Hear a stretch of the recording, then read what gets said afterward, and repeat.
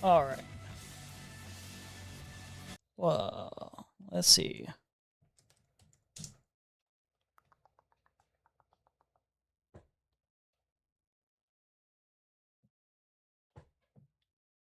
It's not showing on my screen, is it? Did I delete it on the did I delete the chat box, or is it just not working? Hmm.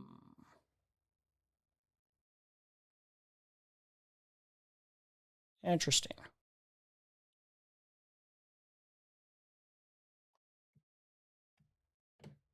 Says there's a chat box.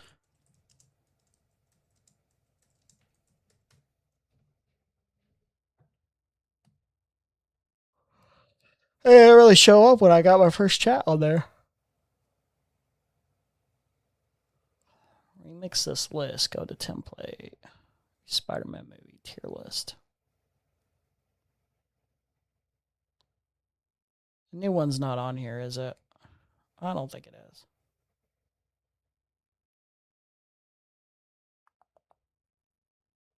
You remix the list. You add one? We can add one, right?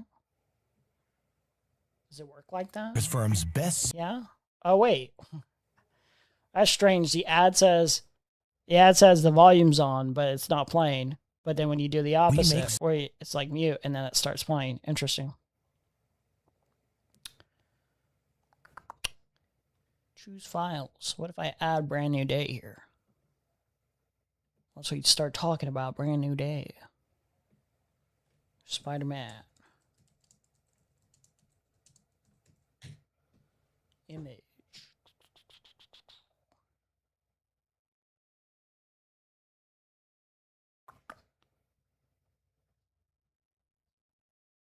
Let's see.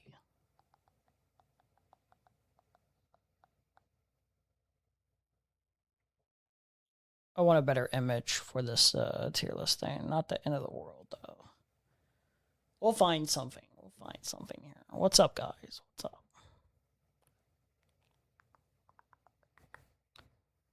How about this?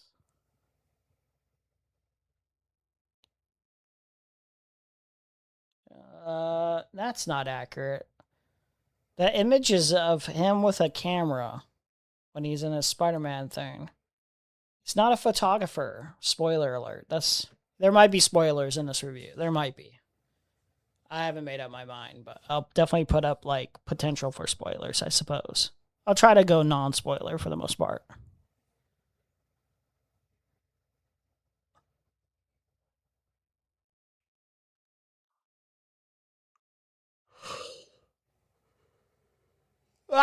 Okay. Where is this? Where's the appropriate? Let's just do one of these, I suppose. Oh, wait. Yeah. There we go. We'll use that. Nice. Yeah, I'm not showing anything on my screen right now. Sorry, hold on. You'll see in a moment. Not that it's like a surprise or anything. There we go. Cool. Put it all in here. We'll talk about all of it. What I might do is I might talk about all the movies. And then Brand New Day. You might do that. I set the order list here. Okay. Coolio.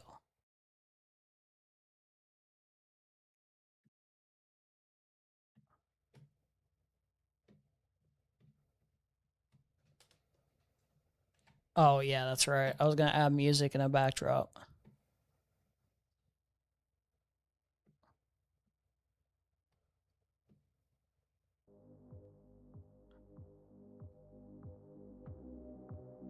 No. There we go. That's cool. That's nice.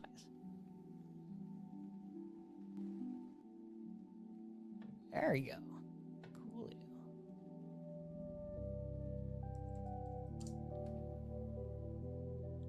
Get everything set up, guys.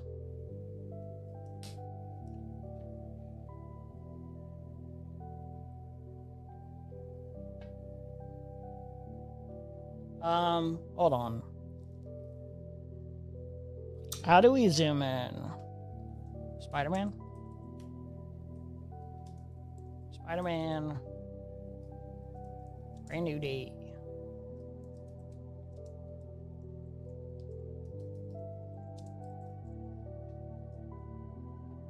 Why does it feel wrong without the colon thing? I don't know why. Feels like it's necessary. It's not, but it's not. It is, but it's not. We'll just leave it there. Why is it not like show all of it in the same way? I don't know why it doesn't do that. It's interesting. I don't know why it doesn't zoom in like that. Anyway. What are we talking about first? I can't help it. I want to talk about other stuff before I talk about Brand New Day necessarily in terms of Spider-Man.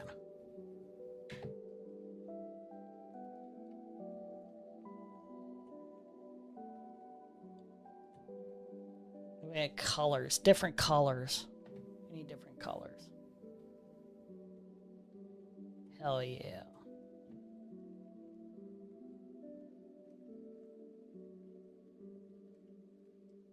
D, E, F.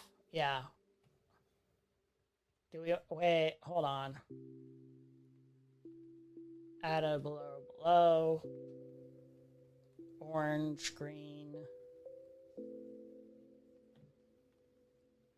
What's a bad color for? Okay, it doesn't. No color seems to exhibit F very well.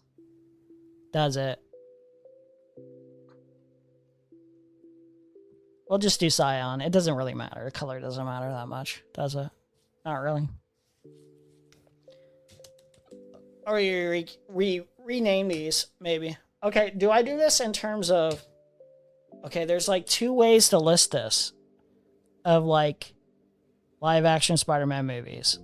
Do I want to talk about Into the Spider-Verse movies included? I feel like I just want to talk about live action ones. In terms of ranking everything. I feel like that's our appropriate route to go. Zoom out a tiny bit. Is this too zoomed out? It might be too zoomed out. I think it's fine.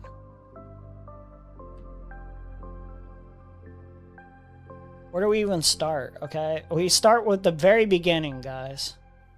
Spider-Man 1. We'll just do like basic like gist of my feelings on these movies. And then we'll talk more in depth, I think, about the actual Brand New Day, which I just got out of watching. I just got out of watching Brand New Day. And I think one more add-on might be potential spoilers. I'll try not to go in depth on spoilers, but just for the sake of being polite, obviously, because it just came out. Add a news source. Potential spoilers. Spoilers. For Brand New Day. Because I don't want to be a total dick. Oh, font size. That's too small. There we go. Yeah, that feels appropriate there.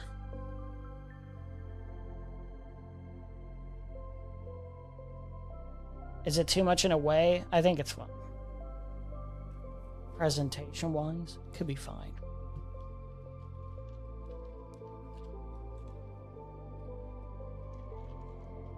I think what I'm going to do in the future is when I get my camera, I'll see about getting a second monitor. Or two, well, it can't be a second monitor necessarily. It has to. I have to get like 2 separate, smaller monitors or something like that, for presentation wise.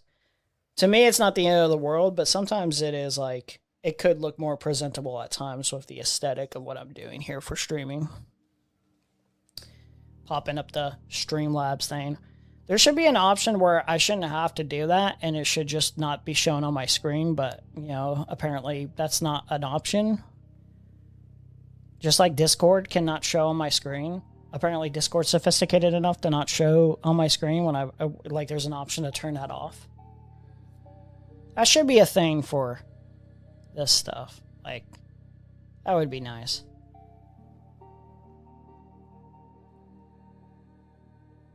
Okay, so yeah, we'll just talk like very briefly on my feelings of the live action movies. I want to delete because it. Okay, I just want to have the live action conversation. Spider-Man live action conversation. Into the Spider-Verse and Across the Spider-Verse are the goated Spider-Man movies, of course, no doubt about it. But I just want to take them out of the conversation because it's like, I just want to, like, keep it purely live action.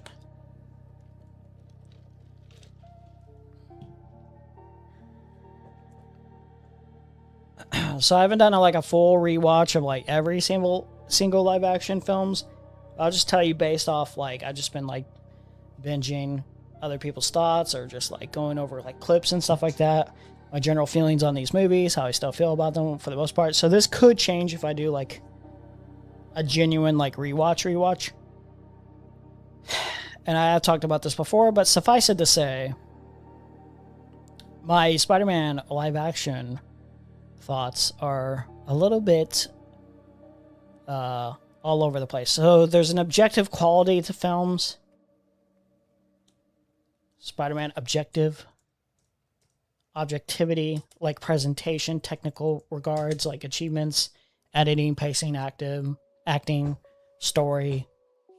Like if there's like not too many plot holes, does it feel online? Does the dialogue feel natural? Does the dialogue feel well written and characters, stuff like that?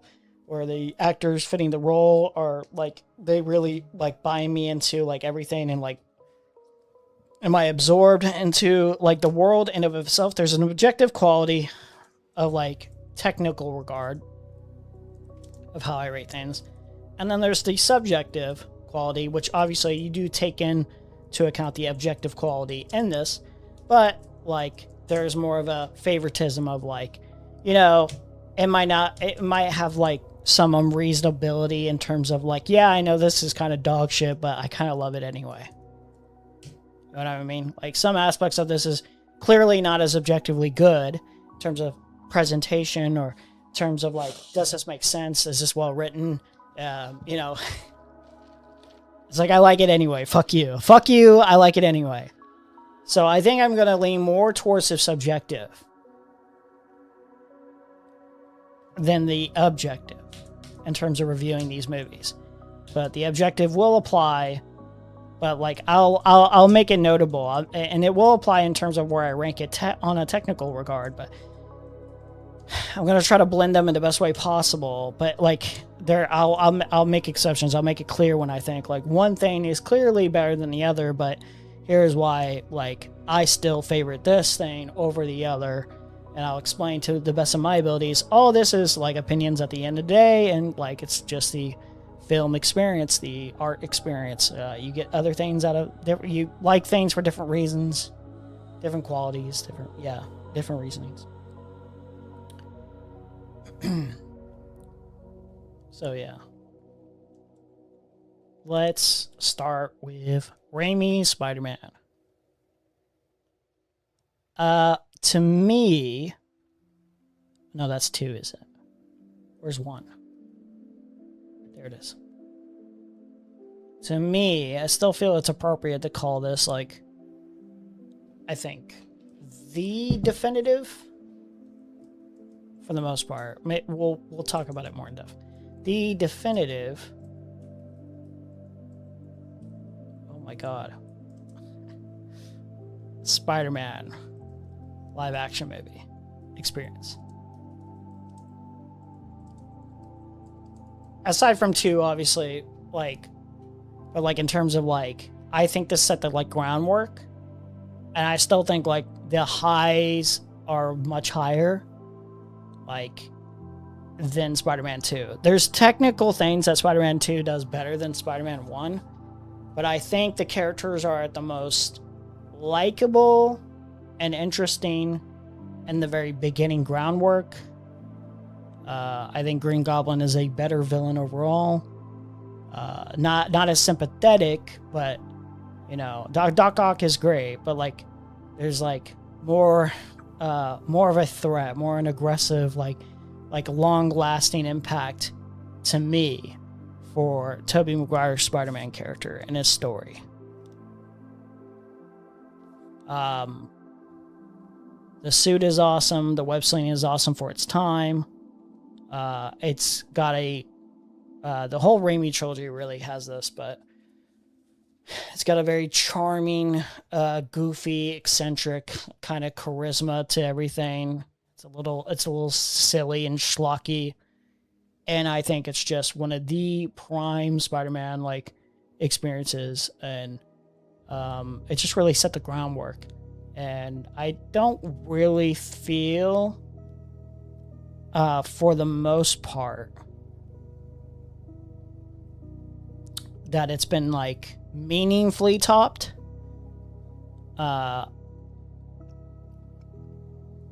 Yeah, but like we'll talk about it a little bit more. Like I have to sort out my feelings on the newest one, but yeah.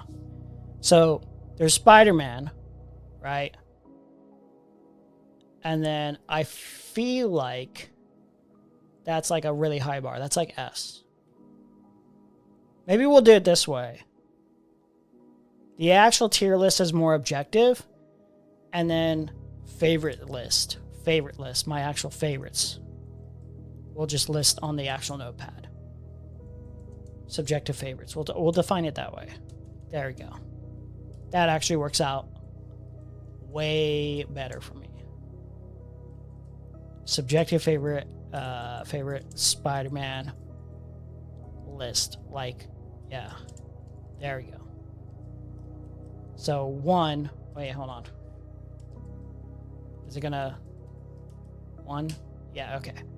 1 is Spider-Man 1 so far. And we'll just order as we go. There we go.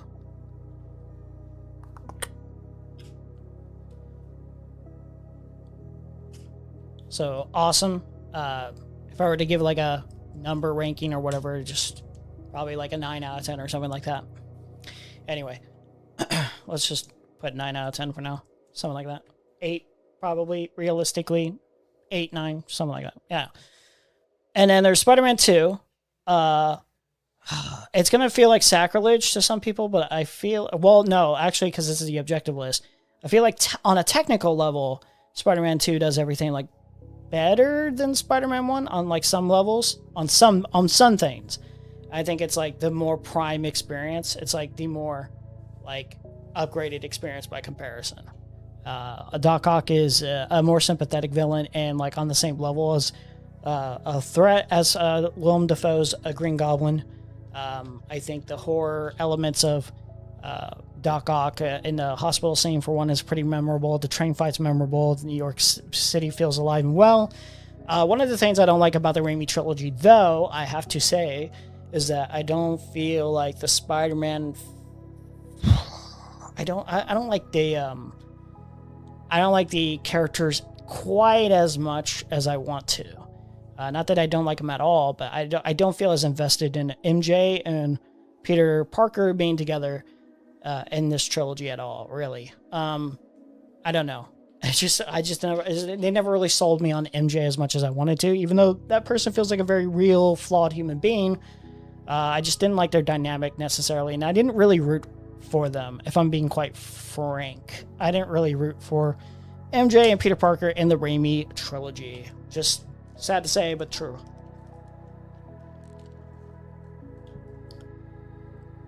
So, like, in some technical regards, like, I could probably make an argument that Spider-Man 1 is better on an objective level in some ways, but I feel like it's technically more improved. So, yeah, but, like, on a favorites list, I have... where's my list on my notepad? my phone. Don't I have on my phone? I think I do.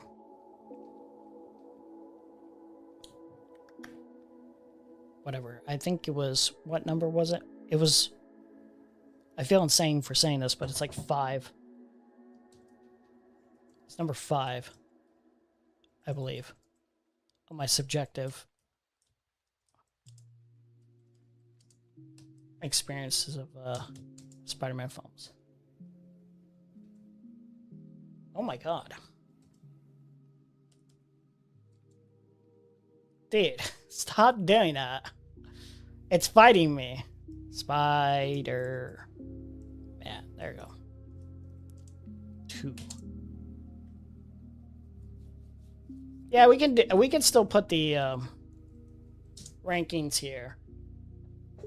Like, for example, if I were to put on the rankings of my subjective list, if something was ahead of Spider-Man 2, but I gave it like an 8 out of 10 or something, that would be more on an objective level of like, is the film actually technically as well done as like something I would prefer, like Spider-Man 1 or Spider-Man 2, sorry, like on a yeah, like it's like worse on a technical level. It's like, yeah, but like I still like it more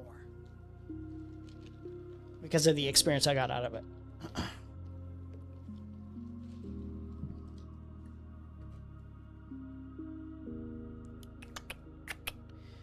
Okay.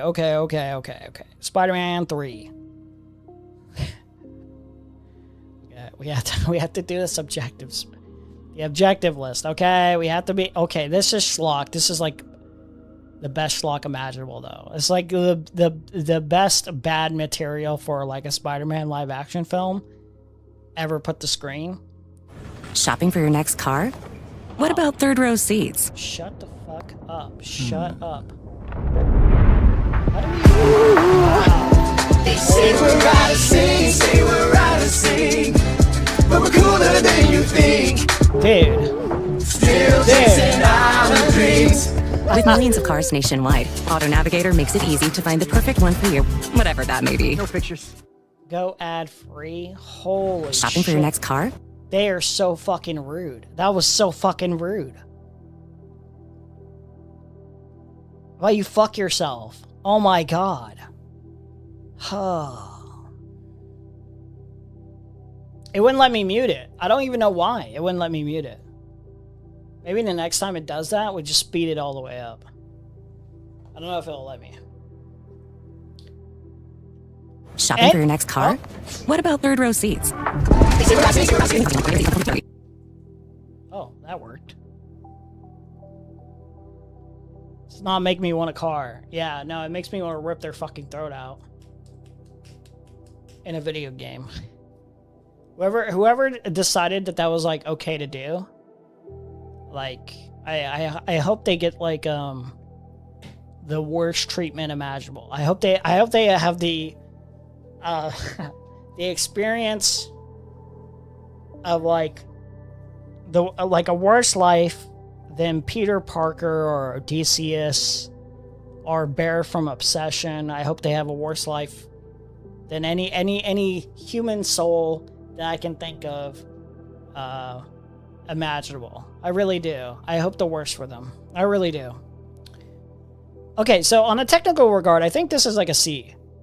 I would put it lower, but is it really that bad? Is it really that bad? And I'll tell you why it's not really that bad. Like the negatives are really negative.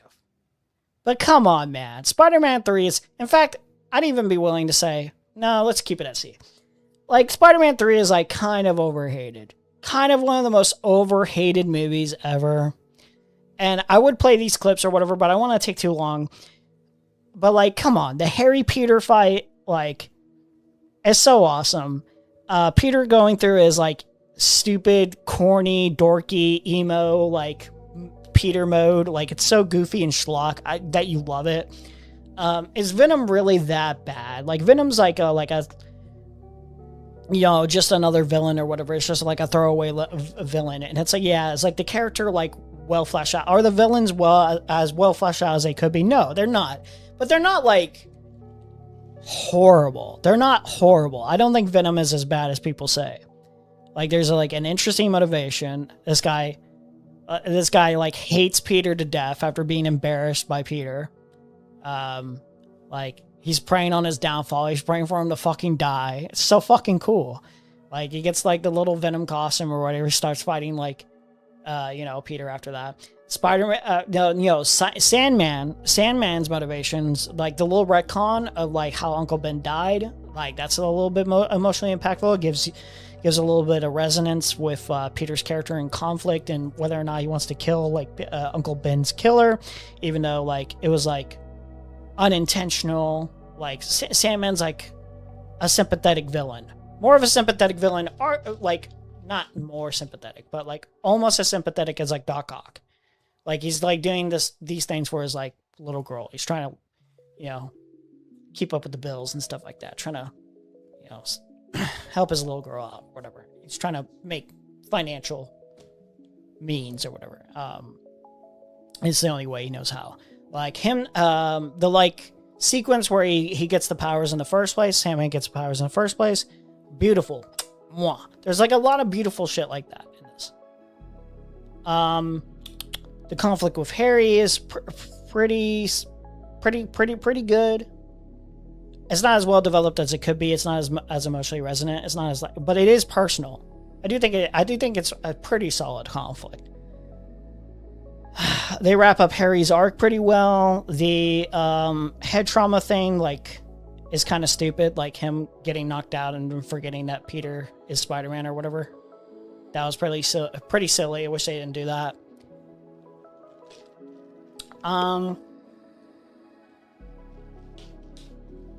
Yeah, man. Like, I don't know. I think this movie is kind of overhated. I don't think it's as bad as people say it is. Certainly not as good as the other two, but come on, man. It's such a good experience. It's so fun. It's so funny. Like, even like the moments where it's like bad in a like The Room kind of way. Where it's like some of it's intentional, some of it's a little unintentional. It's like a mix. But it's like you can't help but like have a good time. It's like why was this movie as hated as it was? I don't think it needed to be as loved as Spider-Man 1 and 2. It can certainly be a disappointment in the eyes of many. I can certainly see that. But come on. In terms of my experience, where was this on my list? What was this? It was I preferred, and I know it's worse than Spider-Man 2, but come on, man. I enjoyed this more than Spider-Man 2. I just can't help it. Like it's so bad that it's great moments. The emotionally impactful moments like were like pretty high highs. Like when like they did nail some of like the more like impactful moments with like the villain, like Sandman and stuff like that. Man, I don't know. This is kind of overhated. Like I think the worst I could say for this, 6 out of 20. Holy shit. 6 out of 10. I think 6 out of 10. Wait, you know what? Let's be a little bit more fair. On a technical regard, it's probably 5 out of 10. It's kind of like, there's a lot of like, it's like a messy movie. It's a very messy movie. There's a lot going. There's a little bit too much going on, I would say. But man, oh man. The people who were talking real big shit about this, and the more annoying things is like, when people were like, they ruined Peter Parker's character with the symbiote, and he's like, why is he doing these corny dances? And it's like, I don't care, man. It's cool. For the Raimi stuff, like, that stuff was cool. It's like you kind of missed the point. Like, that is, like, comedic. But, like, it also is showing you that he does do things in that stage where he, like, actually, like, I think he actually, like, pushes Mary Jane or, like, punches her or something like that. Stuff like that. He, like, cheats on her. Like, and they don't resolve things with Mary Jane in the way that you would think, where it's, like, everything's, like, tightly neat, wrapped up in a bow or anything like that, which as someone who's like a personal like, oh, I wasn't really rooting on MJ and Peter in the first place for this like particular like trilogy, that's perfectly fine with me. Messy, perfectly understandable story. It didn't live up to the quality of the other two, but man, oh man, like, this could be way worse. Let's be real. Wrong body type for Eddie. I do agree. Well,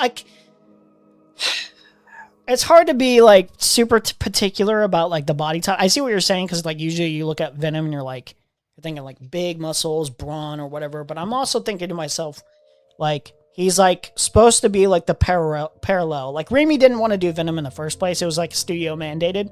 Like, you could give Raimi a little bit of slack for some of these choices too, because it's like studios like, I want this, and then Raimi's like, okay, fine, I'll try to fit in and we'll see what we can do. And as far as like trying to fit in Venom, even though he didn't want to do Venom, this could have been way worse. So like, yeah, it's the wrong body type, but also I think of it as a parallel to like Peter Parker in his journey. And this is like the path of like what Peter Parker could have went through. Like, if he had like stayed in that path, like it could have been way worse. Like, he could have turned into a monster, like an actual monster, you know? So yeah, wrong body type, but it's like, yeah, it works for the story. Putting two characters with the same body type like Eddie and Sandman was a terrible idea. I don't know about that. I don't know exactly what you're trying to say with that critique, exactly, to be fair. But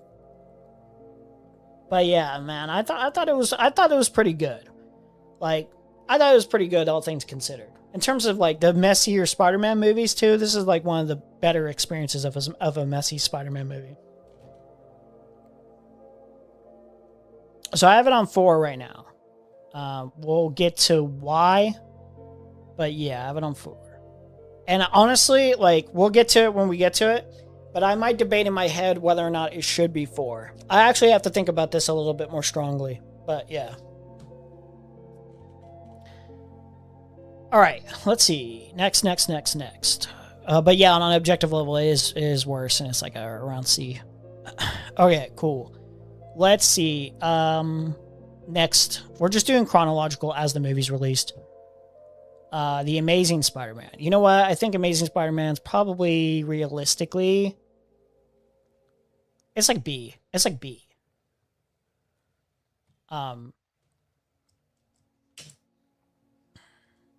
For now, we'll put it number 6. I don't remember how I ordered this exactly. I think Andrew Garfield really nails what they're going for with Spider. He brings a little bit more New Yorker out of him. I think his Peter Parker's pretty well served. I think his Spider-Man is a tiny bit better. For an origin story too, it's a little like redundant, but it's not like the worst retelling of the origin story. I do think like one of those moments where it's like they try to like do Uncle Ben, but rewording. I remember they tried to reword the with great power comes great responsibility. He tried to do it in a different way, and it was like, this is a little corny. Like, you guys tried really hard to reword this. This didn't really cut out. But yeah, I think the Uncle Ben and Aunt May were really good, and I think Gwen Stacy is definitely, even after watching Brand New Day, definitely the best love interest in all the Spider-Man live action movies. Hands down, easy, not even debatable. I don't even think this is debatable, really, to me. I'd be surprised if somebody thought, like, the Raimi Spider-Man, like, MJ was, like, a better love interest for Spider-Man, Peter Parker. Oh, wait, I remember where this is. This is technically... Oh, wait, no, you never mind. We'll get to that. Actually, fuck it. Because I already spoiled stuff already with where I put things on the list. Okay, yeah. So I think, yeah. The performances are great. Their chemistry is amazing. Lizard was not a bad villain, but kind of forgettable by comparison to a lot of the other villains. Like, Lizard's probably more realistically, like, on a technical, like, story... He's sympathetic story writing wise. He's like a little bit better than like a he's on the same level as Sandman to me, which isn't like saying too much, but like it could be way worse. Could be way worse. Sandman has the right build for Eddie Brock. Yeah, Yeah, but again, like I'm thinking of like what you're trying to do for Spider-Man 3 with your like the story you're trying to tell for Spider-Man 3. And if Raimi's like thinking like I just want to do a parallel which like I think works for that like story. If you're trying to tell like this like different variation of like Peter Parker could have turned out this way, I think it works. I don't think like the nerdy journalist guy like by giving into like his bigger insecurities. I think that works for what Raimi's trying to build. Like, I know it's not the typical Venom. I agree, like aesthetics wise, especially. But like I prefer. I do think I prefer. That there was a bigger build, but like I'm okay with like what Raimi tried to do with Venom. All things considered. So yeah, TASM is pretty damn solid. I think TASM movies are kind of overhated. And this is strictly if like we want to get into like all the negatives. It's like, yeah, there are severe negatives, but like I do think like most of like the more I think about it, the TASM movies are not really as bad. The web slinging is awesome in both movies. Some of the best web slinging, in my opinion. Yeah, these movies are a little bit better than I remembered. Let's see, one of the things where it's like I'm okay with this actually. Like it was like I think initially he was trying to hunt down like Uncle Ben's killer. And then like I think like I do like the I don't really like the idea of like Spider-Man trying to like kill his killer, but like I understand even Raimi, the first Spider-Man, dealt with this a little bit, where it's like going down that road. So at least I'm a little sympathetic where like some people have a little bit bigger of a problem with like, Spider-Man being like out for revenge or whatever, but like that builds his character over time to like they'll get past that moment. I think that's okay. So yeah, I like TASM. But it's I do have to admit it's like not like one of my favorite Spider-Man movies, obviously. It's on the bottom half, but for all the live action Spider-Man films, if like I'm saying this about like TASM, like I think we're doing okay in terms of live action Spider-Man films in retrospective. All that being said, this is like closer to like a 6 out of 10. Do we want to put this in B? This might be high C, technically. This might be more high C.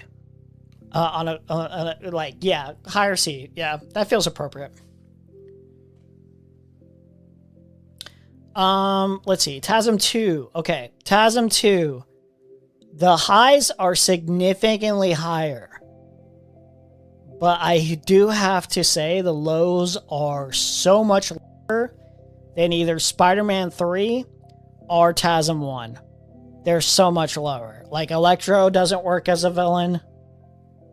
The Harry Osborn Green Goblin doesn't really work. Although, I think it's more in execution for, like, when he actually turns into, like... But, like, he's a good villain on the technical regard of, like, leaving an impact in terms of, like, Gwen Stacy's death. Gwen Stacy's death is like a high point in terms of like this is emotionally resonant. This is like one of the more devastating things that ever happened in the live action films. But yeah, the like final execution, like the design of like both villains really are ugly as hell. Like they look so ugly. Why do they look so ugly? Oh my god. Oh, thanks for the ad out of nowhere, asshole. But yeah, they're such ugly designs. It's just like it's actually hard to look at. Like Electro, you can look at and you're like, there's some charm of like you messed up this design, but it's not the worst thing I've ever seen. It's like it's ugly, but it's like forgivable ugly. You're like, we'll get past it. Like the Harry Osborn one, once like I see what they were trying to do, but it just looks horrendous, and I don't like it. And I think they needed to build this up a little bit more, their relationship, in the first one, because it's non-existent in the first one, as far as I remember. And this one, like, they're introduced or whatever, and, like, technically, if you were to save this kind of moment for, like, the third one, if there was a third one or whatever, this would have worked better. Not design-wise in terms of the actual final design of, his Green Goblin, but as a, like a story arc or whatever. It would have been more emotionally impactful. It would have been more devastating if you got to know their dynamics more, their relationship more. The story is not as good. I see why they were trying to take a risk of like trying to find Peter Parker's parents or like more about his parents, but like I don't think that, like, it's an interesting risk, but it doesn't really pay off. It's like not that interesting. Like, I don't know, tackling the idea of going after you know, his parents or whatever, or like seeing if they're alive or anything like that. There's like a cut sequence that, like, if you were to add that, I think, I don't know what movie it was supposed to be in. I think it was supposed to be in 2, but it was actually him talking to his actual father. And I like, it's so conflicting because it's like, should you actually do this for a Spider-Man film? Maybe not, but like the sequence was great. Like there was a true emotion behind it, and like you truly felt like, oh man, this scene works on its own. It's cut from the film for a reason, because I don't think ultimately it really pans out for like what you're trying to serve the story. Ultimately, it's more of a divergence, but it's like, wow, I wonder if we went down this road. I wonder if that could have worked more. And I think it could have, but like they didn't want to do it. They were too scared. So like they're caught in this middle area where it's like, we want to do the parent thing, but we don't want to actually explore it in depth and like actually lead to something like, you know, more impactful. So it's like, okay, what is this? So I do think this is I do think on an objective level, the lower lows make this like worse of an experience, I think, like worse of a movie than 3 or TASM 2, or no, TASM 1, sorry. The higher highs though almost equal it out to where it's like, oh my god, like if you had made everything like this, would have been potentially like an S tier movie. It really would have. It could have. It really would have. The action's pretty solid. The web slinging is pretty solid. Like the things for Peter Parker and Gwen Stacy's relationship actually works. It feels very earned. It feels very like real. It like served more in terms of like, yeah, this is the best love interest in the live action films. Oh, fuck. Doesn't. Okay, fuck. Where am I putting this on the subjective list though? I think I have to. In some ways, I think this is like a better like experience, because it's not like as goofy or charming in terms of the fuck ups, the lower lows. In Spider-Man 3, it's not as like interesting to see the fuck ups in like TASM 2. It doesn't have that charm that like Spider-Man 3 does with its fuck ups. That being said, I think the higher highs kind of make this a little bit of a better experience overall than TASM. TASM's more consistent in quality, but I think TASM 2 is over it in terms of subjective experience. I might put this at, you know what? I might put this technically at D. I feel like D is probably more appropriate on a technical regard. TASM 2.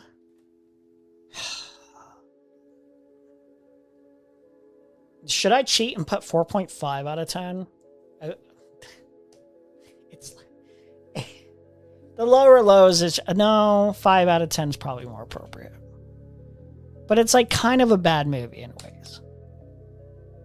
Like 5 feels like I'm saying it's like mediocre. No, you know what? The higher highs earned it. 5 out of 10. Higher highs earned it. Okay, gotcha. That's okay. I really wish this could have been a better film. I actually do, like, because Andrew Garfield's Spider-Man is actually pretty good. Like, is Peter Parker is actually pretty good. I think he's a better Spider-Man than he is a Peter Parker, admittedly, but like I do think it's pretty serviceable. I do think he's pretty much like, if you let him like cook a little bit more, yeah, like I could see him being my person. I still kind of think he's like preferable to Toby. It's no disrespect necessarily to Toby, because I still think Toby does a good job of like his interpretation, preference-wise, I think I like Garfield a little bit more. But his movies are not as good. It's too bad. We need to do that. We need to add a little thing. There we go. Didn't I have something before this? There's one. A third Andrew Garfield movie could be really good. I don't think they want to confuse audiences, but I do agree. I don't think they trust their audience to like not be confused, and but I think they should do it anyway. They should just do it anyway. Like you'll just earn everyone's like over time, especially now where it's like I think you could do it. You could do like a Tobey Maguire Spider-Man 4. And you could do like a TASM 3. And I think you could make it work. I think people will buy those tickets. It's Spider-Man. Spider-Man sells like hotcakes.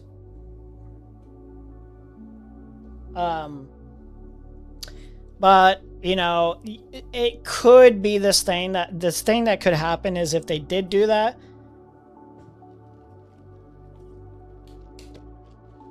it might get a little out of whack. It might be what happened with the Sony Spider-Man movies, even if unintentionally. You know, like, do we trust that MCU, like Marvel Studios as a company, would actually do those films? Would you want Marvel Studios to even do those films? Like, there's a lot to take into consideration. Like, make sure if you were to bring Tobey Maguire Spider-Man back for a like solo Spider-Man 4, you would have to have Raimi do that for sure. That's one thing. Kind of like takes. Tom Holland confirms that the original plan was to merge the SSU with the MCU. They wanted to do like Kane and Black stuff, and I was like, thank God they didn't. Thank God they didn't. Stands about like whether it made sense or not to be involved, because I would imagine for each of those movies, there's a point in time where they're like, we really want to use Spider-Man, and someone has to make the argument that it's not right or appropriate. Yeah, to be perfectly honest with you, I think that, you know, Rothman is a really smart guy, and I think that he was building this universe, and they had this plan to kind of merge the worlds at some I think point. they should retcon it to where, like, because Vulture went into the Morph-verse. He went into the the best cinematic universe, the Morph-verse. He went into the Morph-verse, he met Morbius. And it's just like, what are we doing here? It's so goofy that you almost wish it happened just to see how bad it would have been. But you know, ultimately, it's like, okay, thank God we didn't do this. I'm just not getting here. Are we happy or mad about the movie? Well, I haven't reviewed officially the movie. We're just going down like all the movies and my thoughts on them to get to Brand New Day as a review. But spoiler alerts, I love the movie. I'll say, yeah, I love the movie. Ultimately, yes. I love the movie. I love it. I'm very happy with it. And I think that they just never found the right time to do so. Yeah. I think it was on the cards. Sure. You know, and there were never any battles. I would say one of the things that I wish happened in No Way Home, we'll talk about No Way Home in a little bit, but like with No Way Home, I think one of the things that I majorly think they, in retrospection, they shouldn't have done a third Venom. Well, they could do a third Venom film, like with the Tom Hardy ones. That could have still worked in and of itself. But what they should have done is they should have brought Tom Hardy's Venom into No Way Home, but not in the way that like, yeah, it would be like he could be like instead of like, and listen, I mean no disrespect, because I don't even hate this character in the film, but he kind of felt wasted ultimately. Get rid of like Venom, or not Venom. Get rid of Lizard. Replace Lizard with Venom, Tom Hardy Venom. And it would have been like, you could have had like that moment where it's like, you know, for whatever reason, he's not really an antagonist, but he is trying to get home, and he's like more on board with like the rest of the other villains. But then like he could have helped out or whatever, or it could have been a little bit more resonant of like, Tom Hardy's, Venom is not a villain. He's more of an anti-hero, but like, here's why he's like fighting some of the other Spider-Man or whatever. Here's why he's in conflict. Because I do like the Venom movies in that schlocky way where they're like really bad movies, but like Tom Hardy's so likable as the character. I think the Venom character is likable in of itself. He's like goofy, charming, like stupid. I think that would have been more preferable, that route, instead of what they were trying to set up, which was like, oh, Venom will come back, but he'll come back with the Morph-verse and Vulture and shit like that. And then I don't think you should have brought like Vulture into the Morph-verse. Like, it's like, where's Vulture at right now? Like, are we ever getting Vulture back? Like, it's a little unclear. That's one thing I'll spoil about brand new days. You don't see Vulture. I'm like, I want to see where Vulture, because Vulture is one of my favorite live action villains for the Spider-Man films. I do have to say, he is. I think Michael Keaton's Vulture is awesome. Love the recent Venom movies. Yeah, like they're so stupid and schlocky that like I love them. I can't help but love them. Like they're bad. They're really bad movies, but they're really like a lot of fun. So in like one way, it's like, yeah, this approach is like the wrong approach, obviously. But it's also like, it would have been interesting, like, if I could just explore another universe and see like that outcome, just to watch those films and see how bad they are in like a fun way. I think they would have been bad fun. Yeah. Good for Tom Holland though, stepping his foot down and being like, I'm not doing this shit. We're not going down this road, buddy. No thanks. We're actually making like something better. And we did get something better. So much better. Where was I at? Oh, are we on Homecoming right now? Yeah, okay. We're on Homecoming. I think Homecoming's like an A. Well, in terms of objective list, is it technically more of a B? I think it's more of a...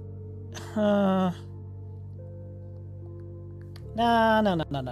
It might be more of an A. Okay, Spider-Man Homecoming. Okay. Where do we want to put this exactly? I think number 3, right? Yeah.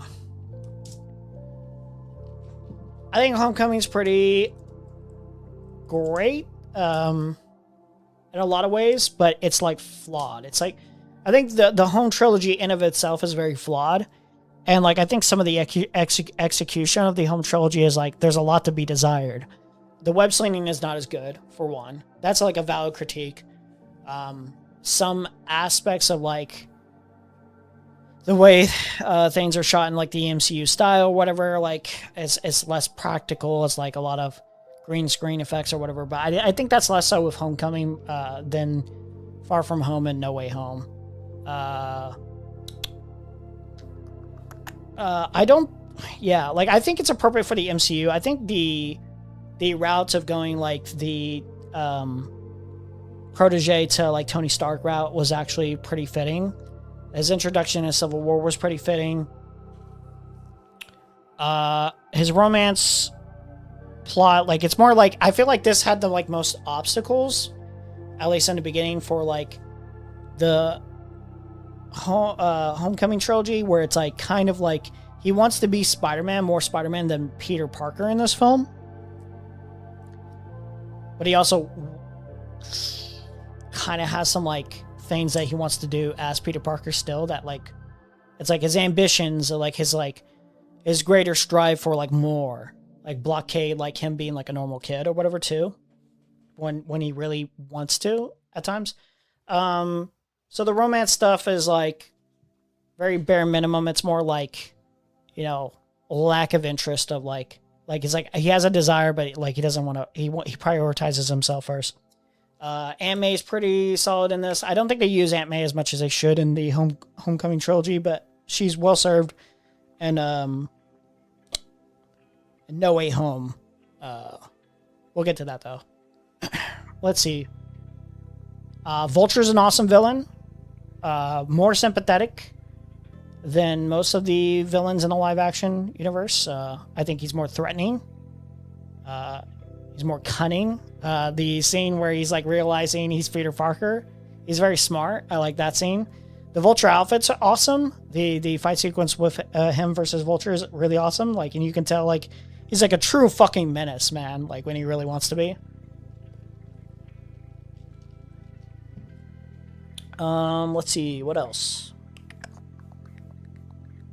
I like Ned, I like MJ.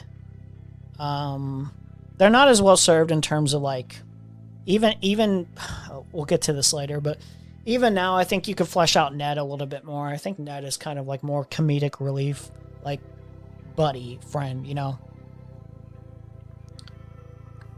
I think they could do more with Ned ultimately, I think. Let's see. In a technical regard, I still think this is like a... There's definitely things they could flesh out more and do better, but like for the MCU rebrand stuff, like, you know, for what you're doing, like Tony Stark doesn't really overshadow things. He like actually adds a little bit more. I know a lot of people will go with the Iron Man Jr. route of like, it's like, that's not really Spider-Man, but it's like for a beginning stage, like high school kid in the MCU, I think this is serviceable. And yeah. It's one of my favorite like Spider-Man outfits besides the Brand New Day outfit as well. The little AI thing is a little bit much, I think at times, but it also adds to the quality of like, you know, Spider-Man talking to the audience by talking to the AI at times. There's a little bit more Spider-Man charm there. Yeah, it's pretty good. It's pretty good. Let's say technical regard, this is closer to like a 7 out of 10. Yeah, 7 out of 10. 7 out of 10 seems kind of appropriate. There's a lot of things that they could have done better with this. I think overall, like I had a pretty good time with this film, and I think it's aged pretty decently. It's not perfect, at all, but I think it is more consistent. I don't know if there's any moments where I'm like I don't think there's any moments like in TASM 2 or Spider-Man 3 where it's like there's like these insanely great highs, but like the highs in Homecoming are like worth the watch, and like they actually do add to the experience of the Spider-Man. Like there's nothing where it's like this is like the best and most incredible experience of a Spider-Man film, but it's like a very consistent movie. And I think there are some highs that it's like, you know, like even the recreation of like after like Vulture takes down the building or whatever to like escape Spider-Man, and he has to like lift up the thing. That's a really great moment.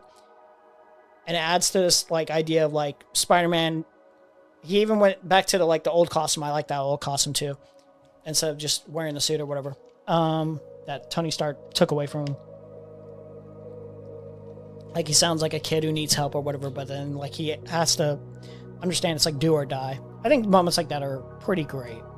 Yeah.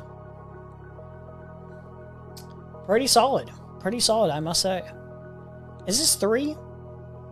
I think this is 3. This might be 3. Yeah.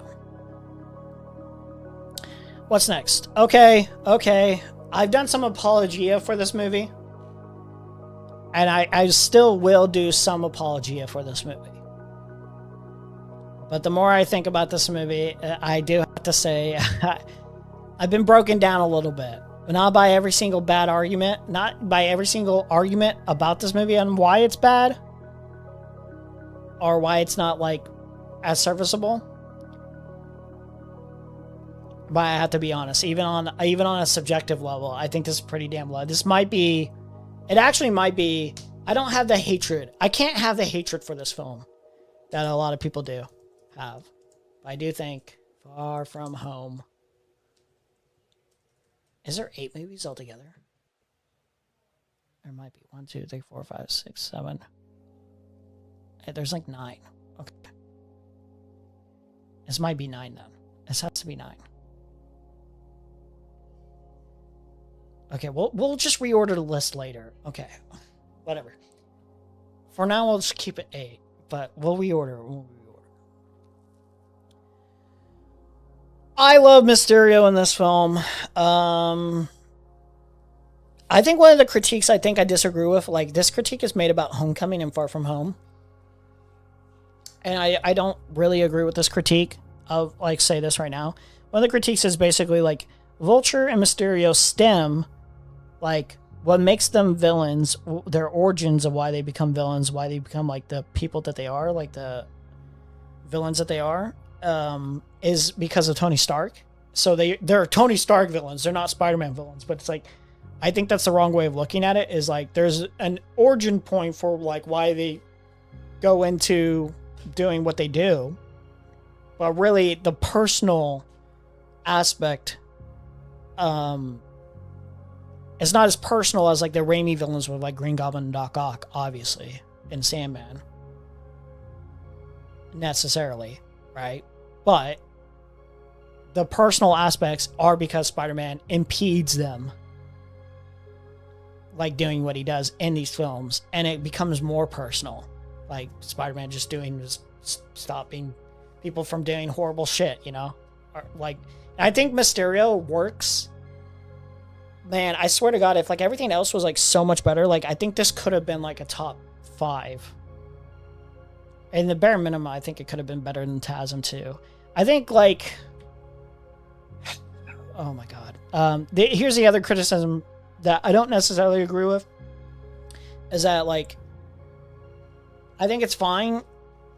Although, like, it's understandable why some people would be like, well, like, Tom Holland's Spider-Man was not web-slinging around in New York. He was not in New York enough.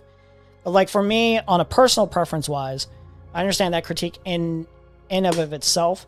But, like, it's not, like, necessary. It wasn't necessary for me, for this trilogy, for him to be in New York, a majority of it, because I got that with, like, 5 movies, you know? And I know that's part of a fundamental core aspect of his character, that he's, like, it's just like Batman and being in Gotham. It's, like, Spider-Man is key and essential to being in New York, you know? That's part of his character. But, like, preference-wise, it was, like, I could forgive that, like, personally. But I don't think they utilize the... different environments in a meaningful way. And I do think this feels like a Disney movie in the way it's shot. I don't like the way most of this is shot. I don't think the jokes work as well. I don't think the character development is very good. I know that, like, with this movie, they were trying to go down the line of, like, making MJ and Peter, like, a believable romantic interest in each other, like, and I don't think they've really earned that. There's a little bit too many goofs and gaffes of, like, I understand, like, a Spider-Man, like, you're trying to hide his identity, or, like, the shenanigans he gets in, but it becomes a little bit much. He's a little bit too stupid and naive for my taste.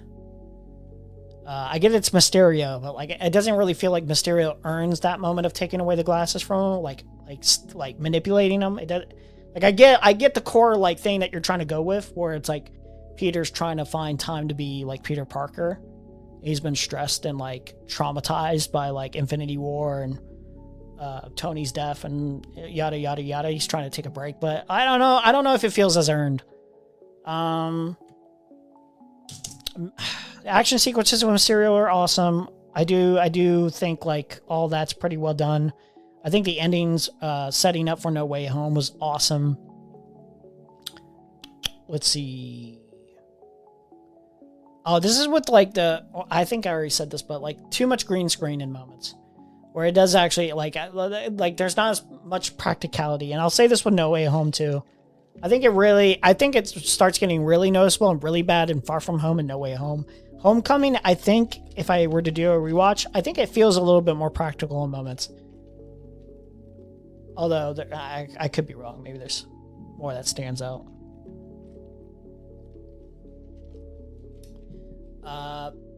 Didn't really care for the Night Monkey costume. Although I get why he did it.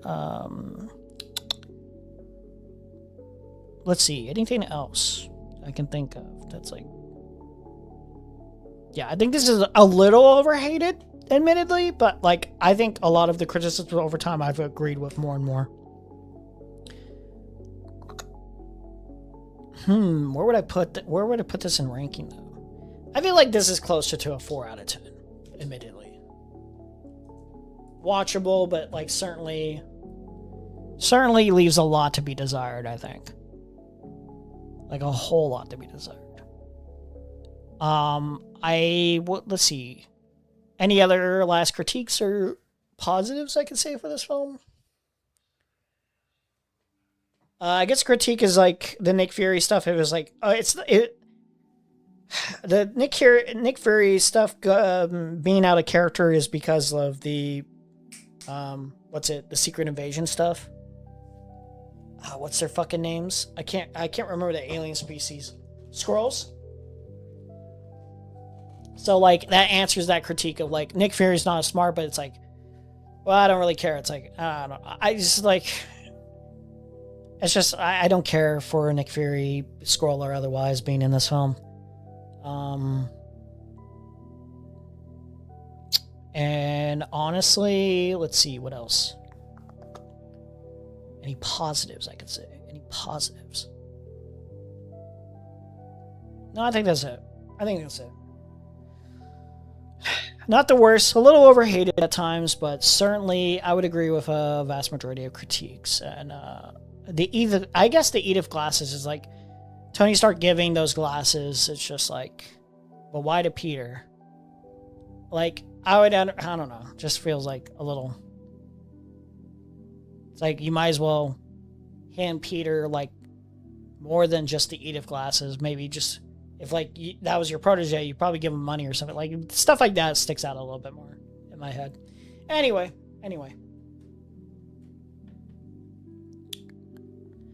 Okay. Oh, and Aunt May Happy Hogan thing is, like, kind of a waste of time. It's like, who cares? Like, do more with Aunt May. You should have done more with Marissa Tomei's Aunt May. Come on. Just a tiny bit more. I don't know if I'm putting this in B to be clear, but we'll just put it. Okay, for No Way Home. Okay. I think. Okay, before we talk about No Way Home, let me use the restroom very quickly. I promise. Very, very quick. Just have to pee. 1 second. I have a lot of mixed feelings on No Way Home.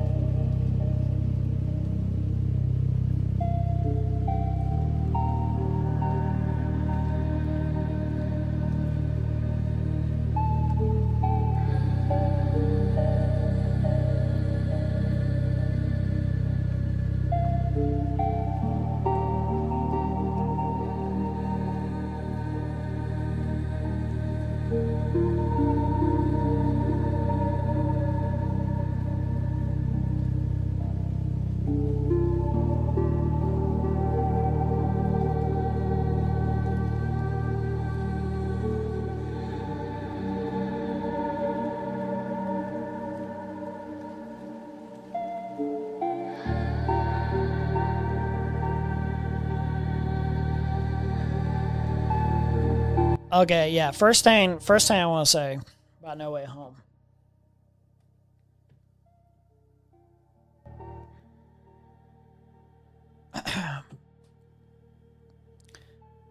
Okay. I understand why, but if you're going to do it, really, like, I feel like some of these villains should have been written a little bit more with more intent, of like more purpose.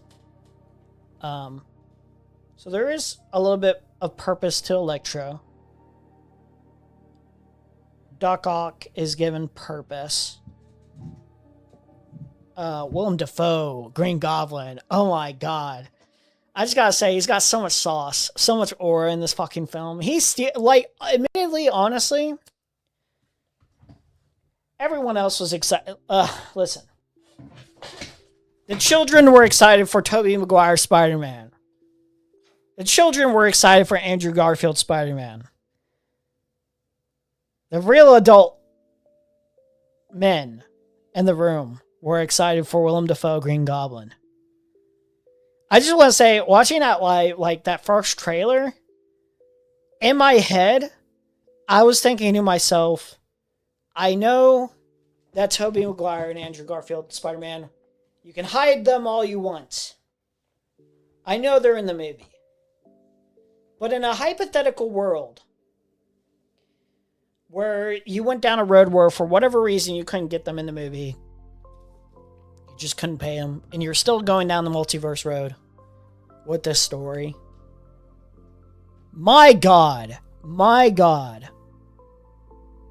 I watched the trailer, I'm just like, Willem Dafoe, Green Goblin, you sold me, okay? I'm excited for this reason and this reason alone. Let's fucking go. Awesome.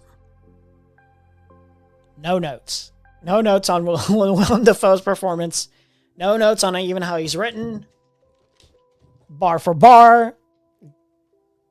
GOAT tier. If it was just about him, this would be around S tier. But let's be real, that's not, there's a lot of other things to juggle in this movie here. I think the second half of this movie has so much more sauce. It starts going down a road where it's like, okay, now we're cooking. Than the first half. I don't know if I necessarily disagree with I don't know if I agree with any of the criticisms on Doctor Strange of why would he do this for Spider-Man? Isn't he's willing to do so many other different things to save the universe, so why would he mess with the multiverse? It's well, I don't think that was the intent. I don't think he would, I think they make it pretty clear in the movie that he was not aware of the full ramifications of what he was doing. Although getting the delivery, the execution of getting to that point, or one of the reasons why the spell's messed up is because Spider-Man just continues talking endlessly and he distracts Strange in its process, and then somehow messes with the multiverse is a little goofy, admittedly, a little out there, a little stupid. So I also just think sequences where it's kind of cool to see Doctor Strange and Spider-Man fight, but it's sequences where it's it feels more green screeny in those moments where it feels I'm out of the world a little bit, when it becomes it just, you could see the COVID. You could see the COVID production, you can see how COVID affected the process of making this movie on a technical regard. There's so many aspects to that where it's gross. I wish there was a little bit more practicality to the movie and the way it was made. Yeah. So yeah, no hatred towards Lizard, a Tasm Lizard, but I feel it was he didn't really get to do much. So he was underwritten. Sandman was underwritten, although on in an action way, he was serviceable. Let's see. I said this earlier, I think my change would have been to replace Lizard with Tom Hardy Venom. If you wanted to go down the Tom Hardy Venom meets Tom Holland Spider-Man road, it should have been done that way. If I'm being quite frank, they had set it up properly. They had set it up properly where it could have been done, but whatever. Let's see. Tobey Maguire Spider-Man and Andrew Garfield Spider-Man serve as great mentors. I think this movie becomes a little bit too self-referential to the memes of their franchises, especially the Raimi memes. And then it becomes it takes you out of the movie and it reminds you you're I'm watching a gimmick movie. And in some areas, in moments like that, I'm oh damn, it goes from a B movie to a fucking F movie. Or even at best a D. One of the things I hated was the line where it's Willem Dafoe's I'm something of a scientist myself, and it's pause for laughter from the audience, and it's not delivered in a way that feels it's you could tell Willem Dafoe probably read that and was really, guys, really? It's I'll do my fucking job, but really, guys, I think we could do better than this. What the fuck are we doing here? It's moments like that, it's just it takes you out a little bit. Electro's done more justice in this movie, I suppose, by comparison to the Amazing Spider-Man 2. But he's not like a well-written character. He's not that great of a character. He's okay. He's okay. Let's see. They fixed Doc Ock in this. I think that was great. And it serves to like Tom Holland's, Spider-Man. Like Spider-Man wants to never give up on people. He wants to like to fix the villains and then send them home. He wants to do whatever he can to like change. Like I think that story is pretty well done, and then it leads to actual consequences for him severely. That leads down to a brand new day. Like it kills Aunt May. I think Aunt May's death is very impactful. One of the more impactful deaths in the live action movies. Arguably rivaling. I think it probably rivals like the Gwen Stacy death for me. The 1v1 with Willem Dafoe, Green Goblin, like any Green Goblin moment, or he's fighting Green Goblin at the in the apartment complex, and then when he's like fighting him on the I don't even know, it was like some statue or something like that. It was like one of those, like that shit was really impactful. Tobey Maguire Spider-Man stopping Tom Holland Spider-Man from like actually killing Willem the Green Goblin. That was really good. That was really solid. Andrew Garfield saving MJ was really solid. And then like the ramifications, the consequences of like what happens where he makes everyone forget about him to save everyone from the multiverse and blah blah blah. Like those consequences are really impactful, I think.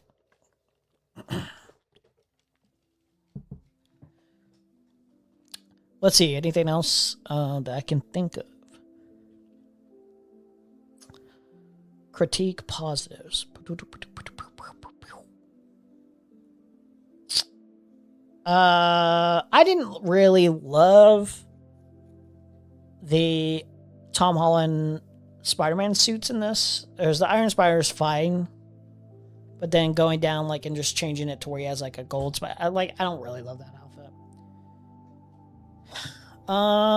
Anything else? Let's see.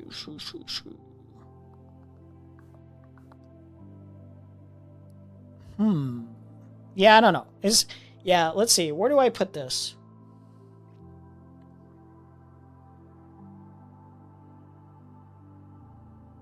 Why at 1, 3? Oh, I see what I did here. That's okay. That's what I did. 6. I see what I did here. That's why it's all fucking janky. So where am I putting this on the list?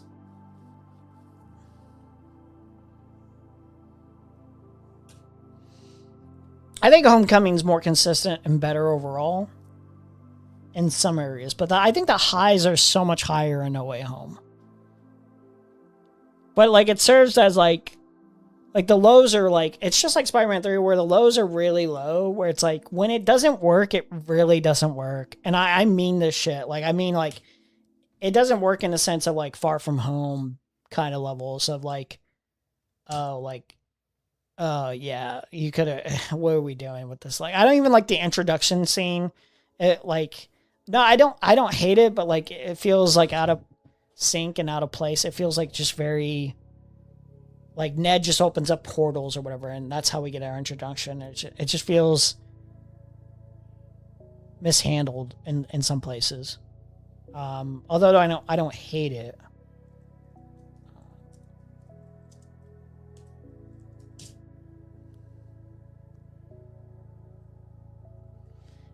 I feel like I would be lying though. I feel like I would be lying here if I put subjectively. I think this is like a better experience than Homecoming. I think I'm lying if I say like Homecoming was a better. Yeah, no, it's not. It's really not in my head.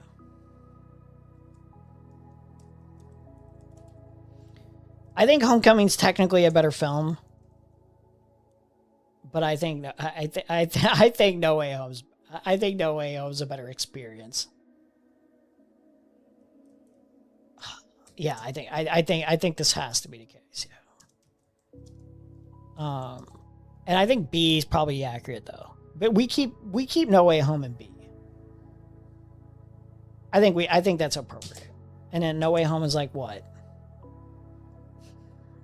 It's closer to a 6 out of 10. Yeah, that feels fine. Okay. All this time, and I still haven't talked about Brand New Day. Well, now we're talking about Brand New Day. And normally I would talk about like Into the Spider-Verse and Across the Spider-Verse, but today I'm just focusing on live action films. Okay, where am I putting Brand New Day? Guys, this is sauce. This is incredible sauce. And I think if it weren't for the fact that, like, I think Raimi Spider-Man 1, like, is just, like, it might be nostalgia. And this is just the first watch. It's like, it's arguing against your nostalgia of, like, the first Spider-Man experience, live action Spider-Man, and just the total way that you get introduced to a character and fall in love with, like, the world or whatever. Like, so it's really, like, I can't, in my mind, put this above. This is just based off one watch. But I truly do feel like Brand New Day is incredible. Okay, so finally we're talking about it. Let's add a new thing for Brand New Day. Oh wait, title it. What works in Brand New Day?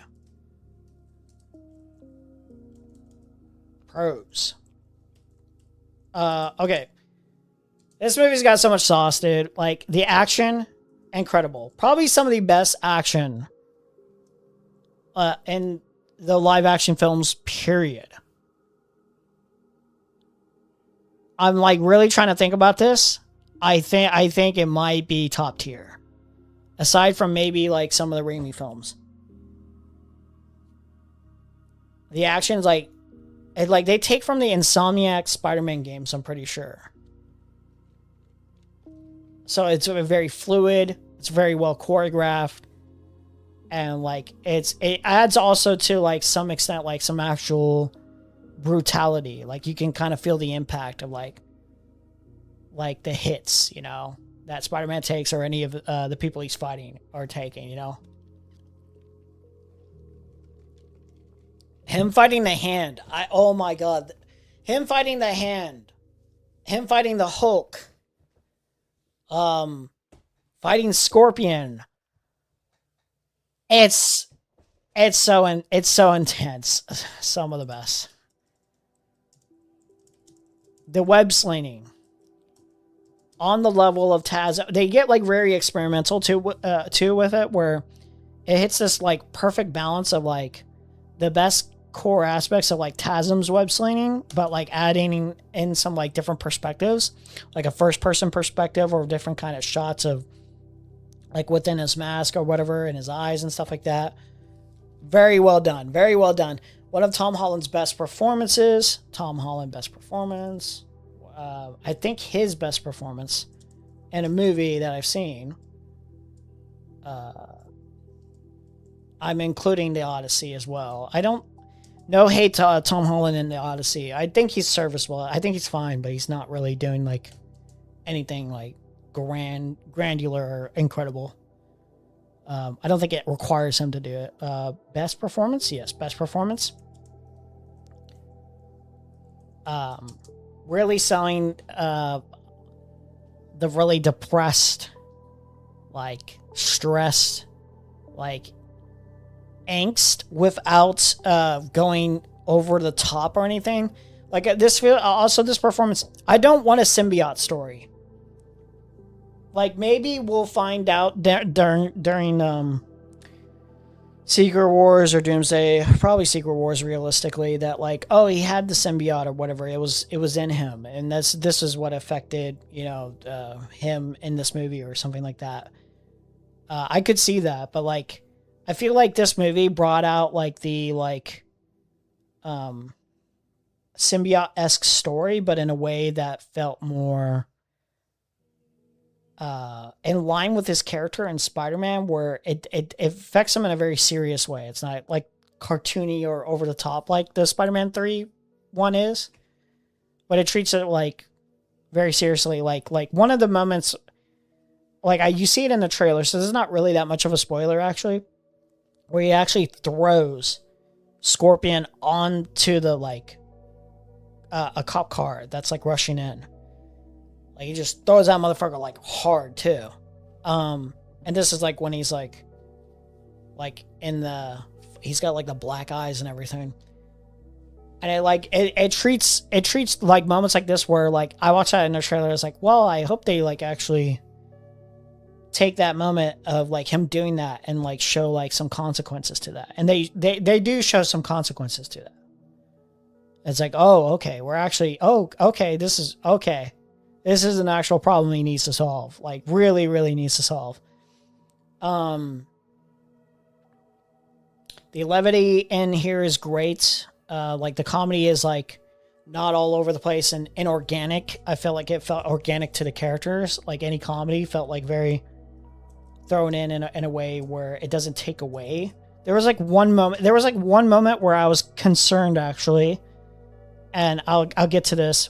I'll say it this way. There's like a serious dramatic tension moment with, and we'll just linger. I'll naturally dive into this.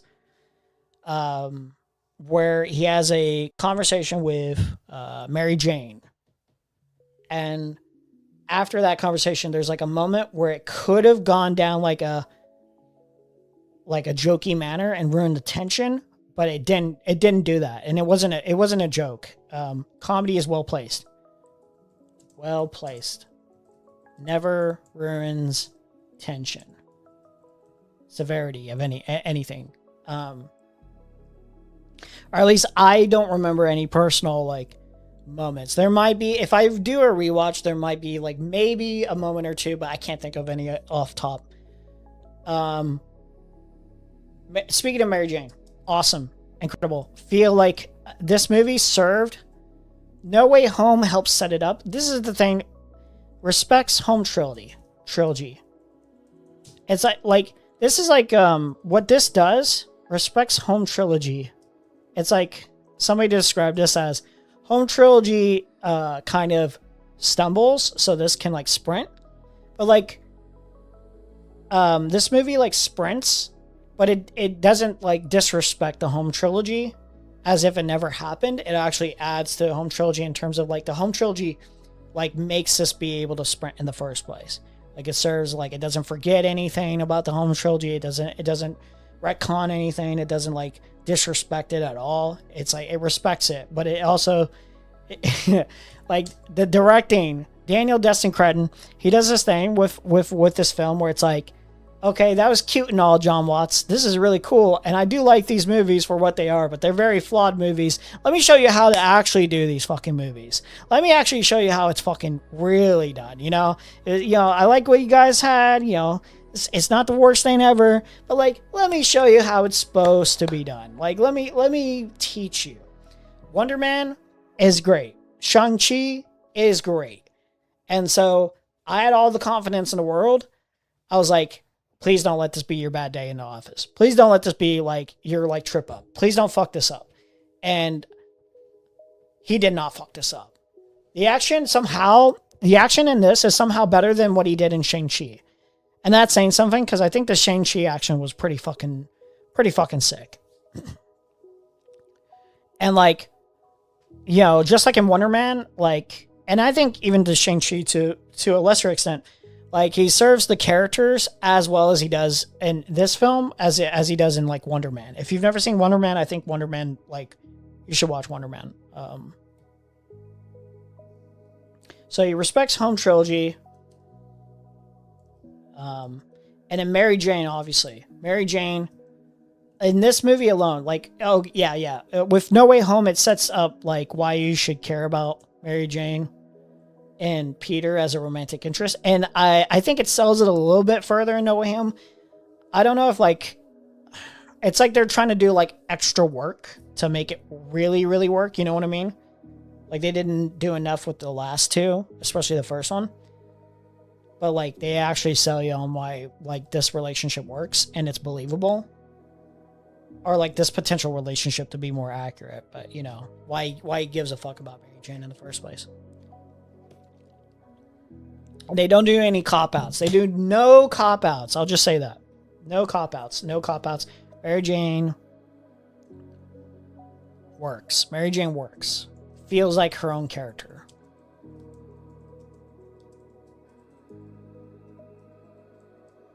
Yeah. Punisher works also. Punisher works. I will say. I heard this criticism. Somebody said Punisher, it feels like it should be a little bit more antagonistic towards Spider-Man and Punisher, because that's how it is in the comics. But for the most part, I agree with that criticism. But for the most part, I think Punisher and Spider-Man as a duo very much works. All things considered.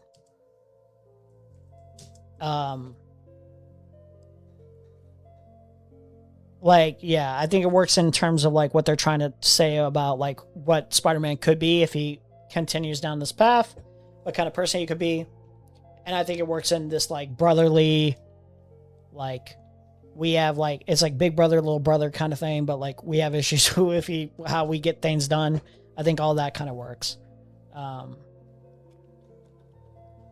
But Punisher doesn't, he serves the story very well, and he serves the story even in the third act in a very, very meaningful way where it's like, okay, like, so like, let's bring something. I think there should have, if I had one critique, and I would have to dive into spoilers to critique it better, but I think like there should have been a little bit more of a something. I won't, even just saying the word, I feel like would dive into it like a spoiler aspect, and I don't want to do that with Punisher. That being said, it's not the end of the world. Let's see. Some people already know who Sadie Sink plays, but I won't, for now at least. How do we approach this? Honest to God.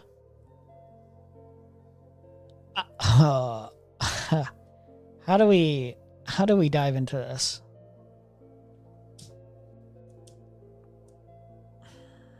God damn it.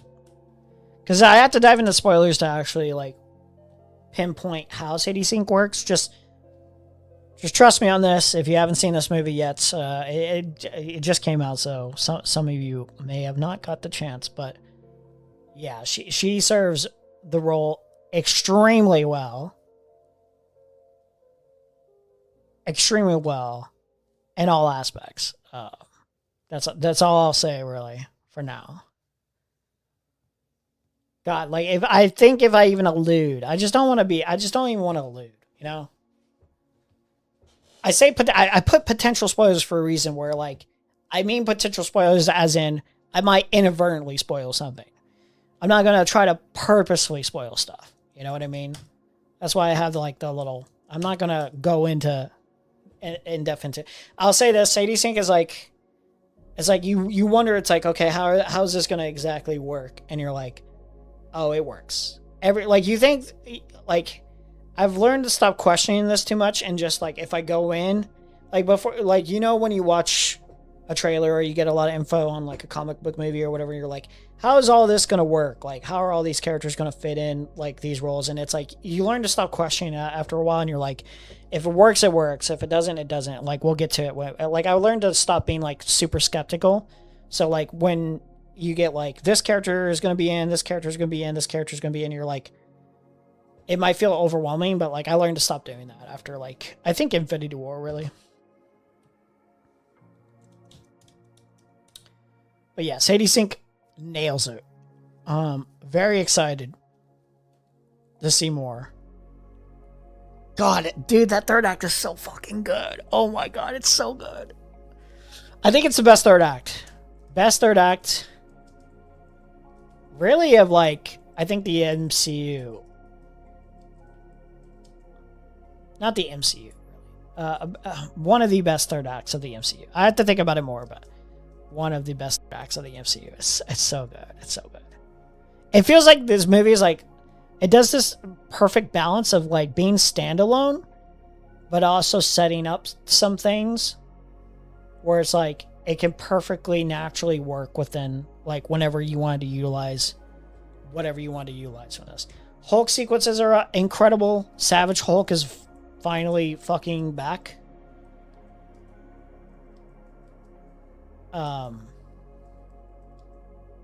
Incredible action sequences there.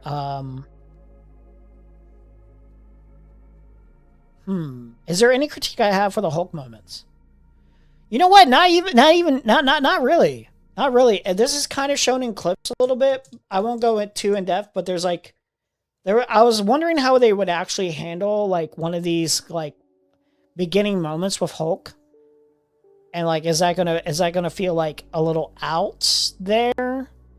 I'll just say it this way. Actually, you know what? It's in the little clips. It's not much of a spoiler, really.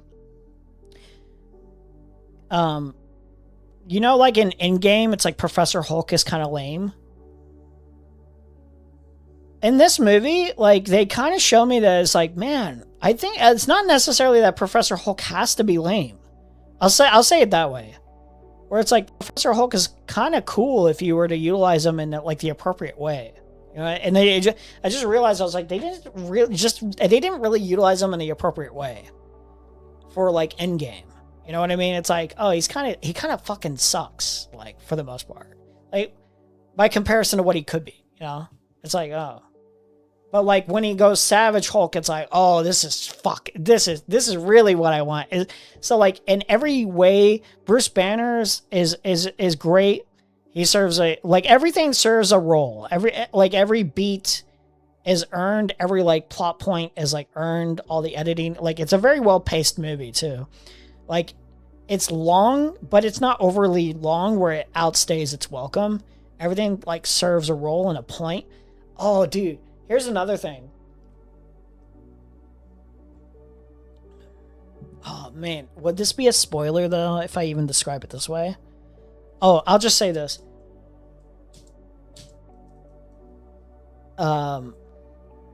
This story breaks Peter Parker in some very core moments. I'll say it like this. Villain does some really cruel shit. Yeah, I'll say it this way. Dude, like the villain, oh my god, the villain is so fucking good. The villain is so fucking good. It like serves everything that I want for a villain in this movie. Like every single thing. I was like, oh my god. I just wish yeah. It's so good.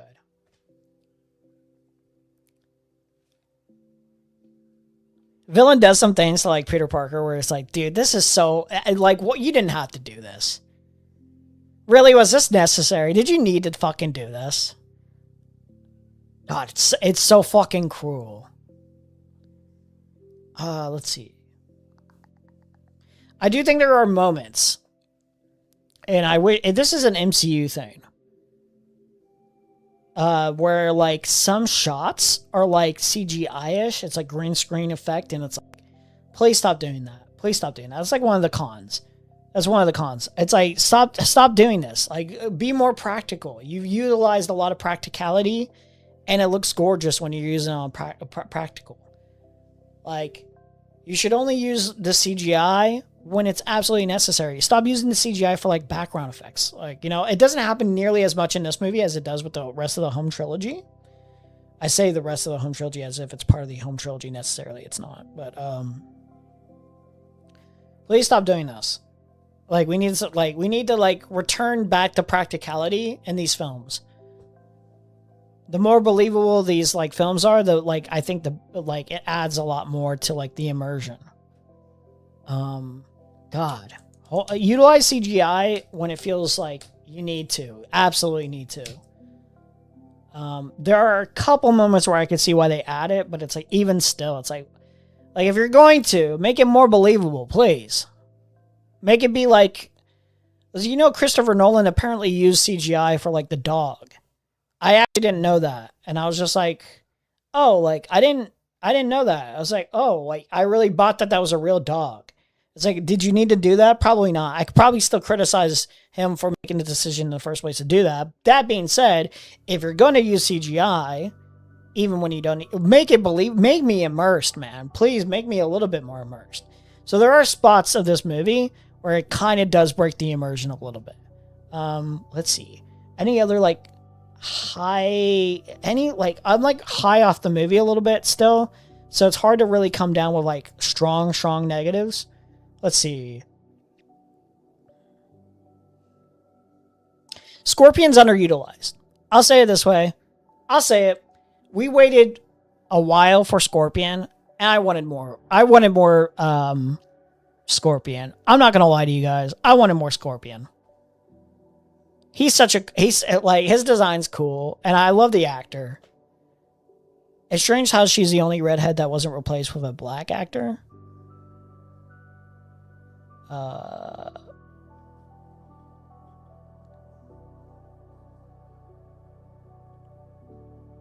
I don't know.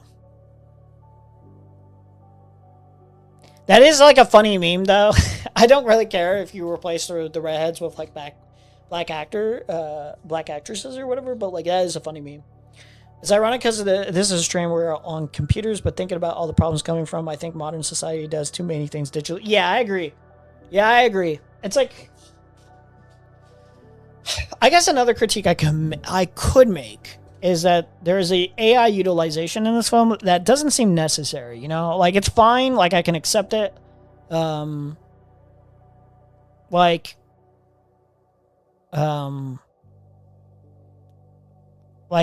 Peter Parker in and of itself is a smart character.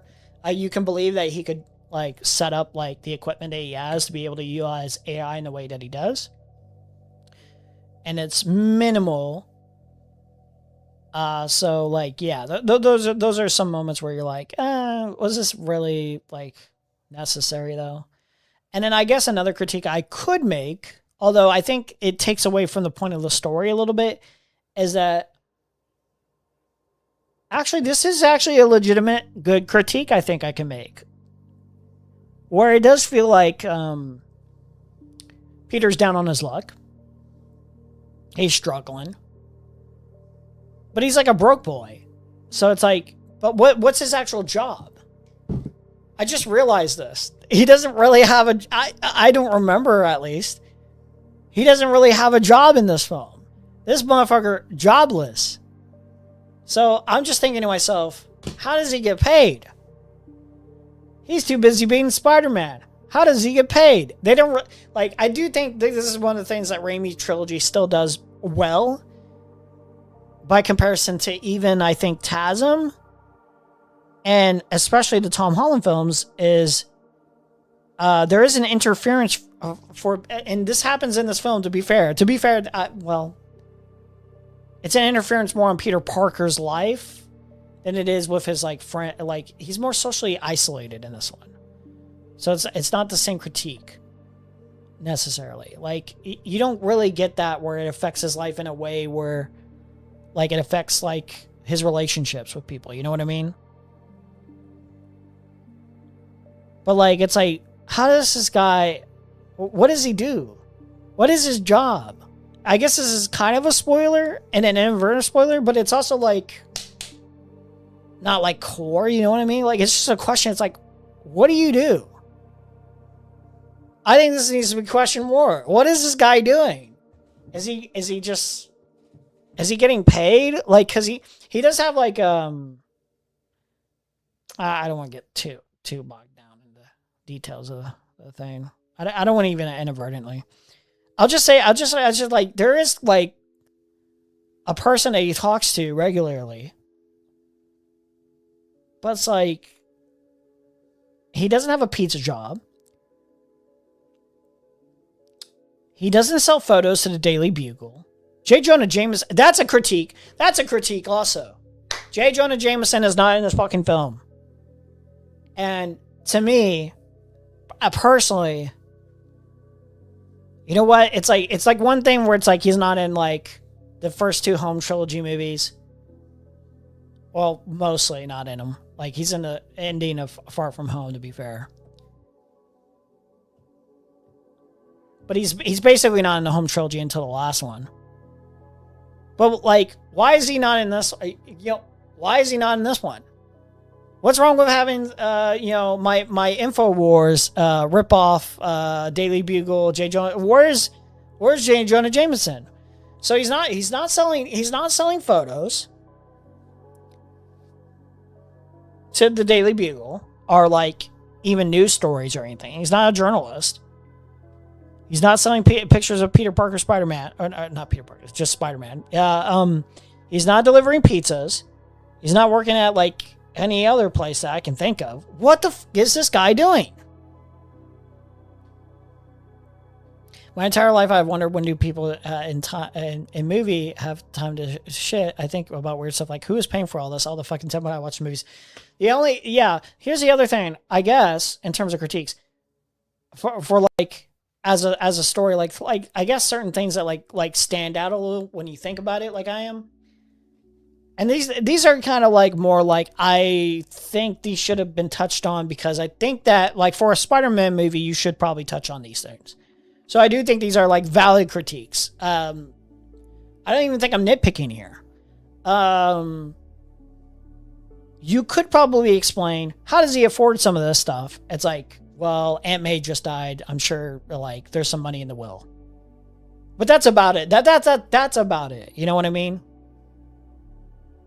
They could have JJJ lose a large defamation lawsuit. Yeah, but like, remember, that doesn't work. Unfortunately, that doesn't really work. I see where you're going with Webmaster. It's like, it doesn't really work because, remember, No Way Home, like, everyone forgets Peter Parker even exists. You know what I mean? So it's like, do they answer that meaningfully here in this film? Like, how does this affect, like, is he a legal legal citizen? That's the other question. It's like, they don't really answer stuff like that. It's one thing to not answer stuff like that, where you can kind of maybe slide past that and be like, you know what? I could just ignore this. I could just ignore this. Technically, yes, you can just ignore shit like that. You can't let that slide. But what is Blood doing for money? Is he like a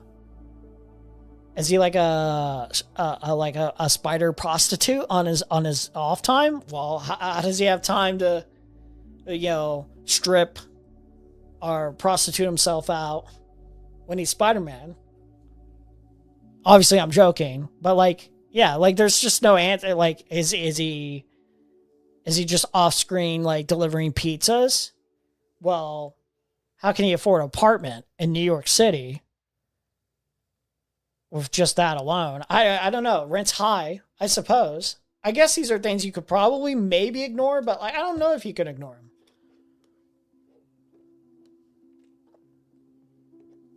Maybe I have to do a rewatch. Maybe I missed something. Without spoiling it for anyone else, let me see if I can actually answer this question just by looking at mobile. Just in case.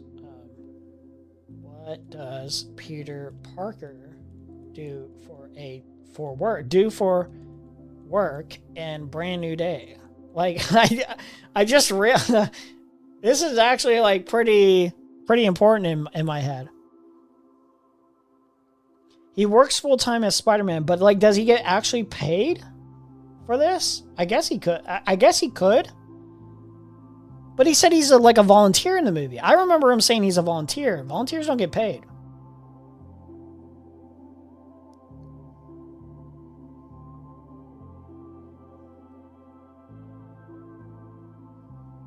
Vigilante work, full-time monitoring police scanners. Yeah, but that's not like something Spider-Man does for a paycheck.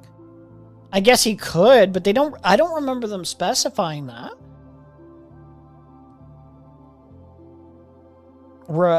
Tech maintenance, building and repairing his own gear and Reddit, but they don't ever show him selling anything or selling services of tech maintenance.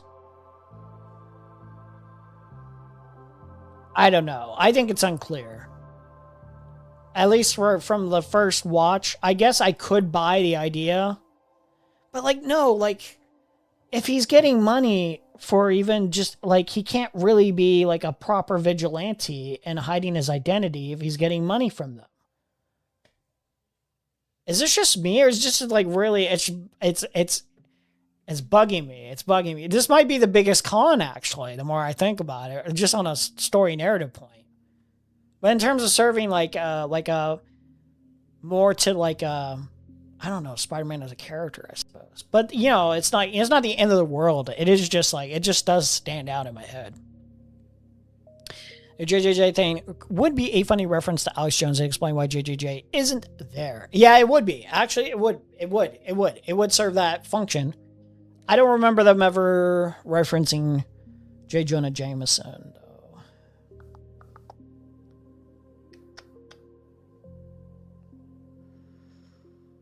He wasn't in the Amazing Spider-Man movies, but, you know, like, technically, like, J. Jonah Jameson doesn't have to be, he doesn't have to be in every Spider-Man story. Although, once you introduce him in No Way Home, it's like, okay, like, I could live with the fact that he wasn't in the other films. But now, after you, like, introduce him, it does bug me a little bit that he's not in, like, Brand New Day. It does bug me. Not, like, on a level where it's, like, is this absolutely necessary? But it's, like, you are just kind of, like, you could have done, like, something with it a little bit more, you know? Oh, yeah, that's another thing I think they do really well with this film is they serve... I do think this serves to, like, just like with the Raimi trilogy, and I think TASM does this well, too, where New York does feel like a character. New York feels more like a character in this, I think, than it does at times with, like, TASM. Although, you know, like, they're almost equal in terms of how well it, you know, it functions to do that. And it's such an easy out. Why doesn't he work for Stark Industries or whatever? So many things could have been explained with a 3-second line. Take care of Peter before he died. Could have been so. Yeah. Yeah, I don't know. I don't think they ever specify this. I don't remember them ever specifying this. And if it's like supposed to be implied that he does volunteer work, or is he just getting? They never show this. Does he just get like cash handed to him? I don't think so. You know, like he says, I'm doing volunteer work. He was going to do this irregardless. They don't have his identity. That's part of the point of being a vigilante. You can't expose your identity. So he has a good reputation with the police. Like, he does have a good reputation with damage control. I don't feel like I'm spoiling anything just by saying that either. But, like, it never specifies, like, this guy gets paid to do this. They already said this character was going to be in this film. Yelena's awesome. Okay, I hate the Yelena hate. That are like, not even the hate. When people talk about Doomsday, one of the things I hate is like, they'll be like, oh, like, we got a horrible roster or whatever. Or like, the characters are like, I'm not as invested in these characters. But I can understand that criticism.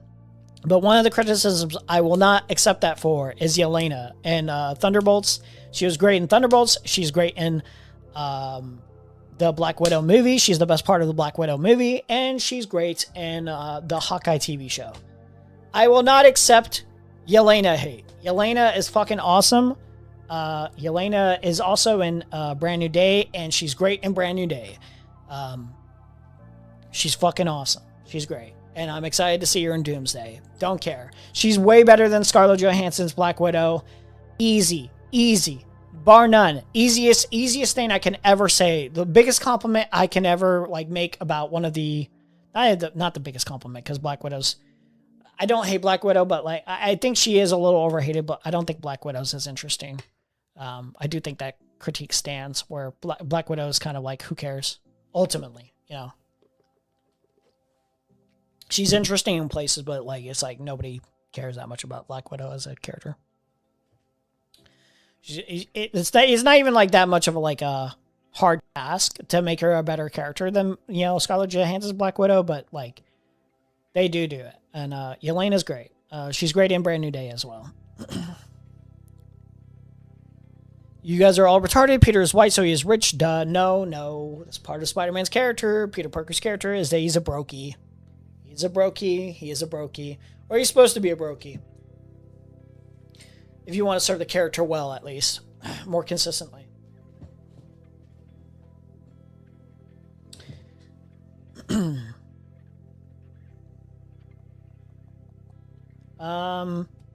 So where am I putting this? Necessarily. When it all comes down to it. Which one was it? Where's my list? There it is. Do I put it above Spider-Man 1? I don't think I can. Especially with the revelations, the negatives. There is probably more negatives I can think of if I had to really think about it. But they would mostly probably be spoiler related. But I think those negatives are so minor that it doesn't really warrant even going into too much in terms of my overall feelings. I don't think it impacts it enough. Oh yeah, also the costume is probably my favorite Spider-Man costume besides the Homecoming one. And TASM 2, and I think the Raimi costume. I think it is my favorite costume overall. And it's not all CGI or whatever. It feels practical and real. Will I put this as a 9 out of 10? I think so. Even despite my big grievance with the lack of being specific about what he does for a job. Yeah, I would put this over Spider-Man 2 in terms of not objective quality, but in terms of experience. I think the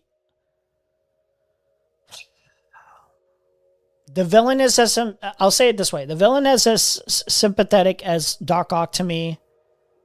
Not quite as personal, but it gets more personal later. I'd have to go into details to explain that more, but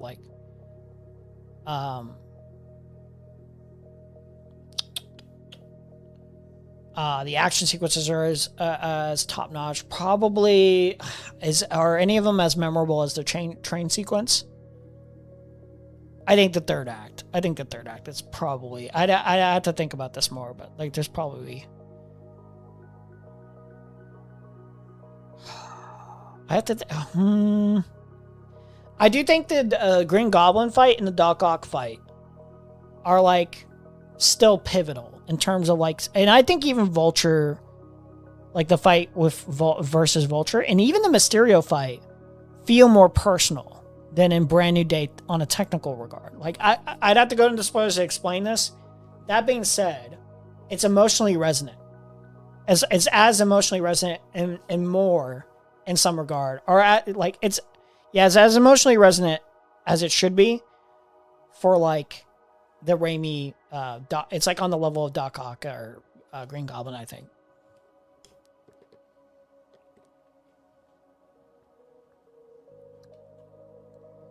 Yeah, if I had to really think about it, I think it is. Yeah.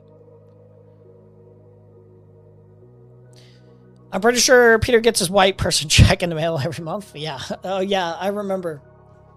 It's monthly. I get a white person check of about at least $1,500 a month. So that would explain Peter Parker's setup a little bit. I do think some people have a grievance, and this might be more legitimate because this question really isn't answered for me about what he does for a job in this movie.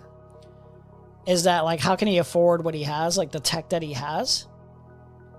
And it's supposed to be implied that most of it he gets out of, scrounging around for whatever the fuck he can find. I think there's a moment where he kind of talks about he's oh, I need this and this, and Punisher apparently is oh yeah, I have that for bombs or whatever. Because Peter's I don't think you have this, and it's some scientific name of but it Punisher's yeah, I actually do have this, but it's for making grenades and bombs and shit. It's fucking stupid. I get double for being Jewish. You've been duped, man. You're supposed to be getting triple. Triple. Are you not made aware? And if you you get to quadruple it if you talk a big game for Israel, if you do some pro-Israel propaganda.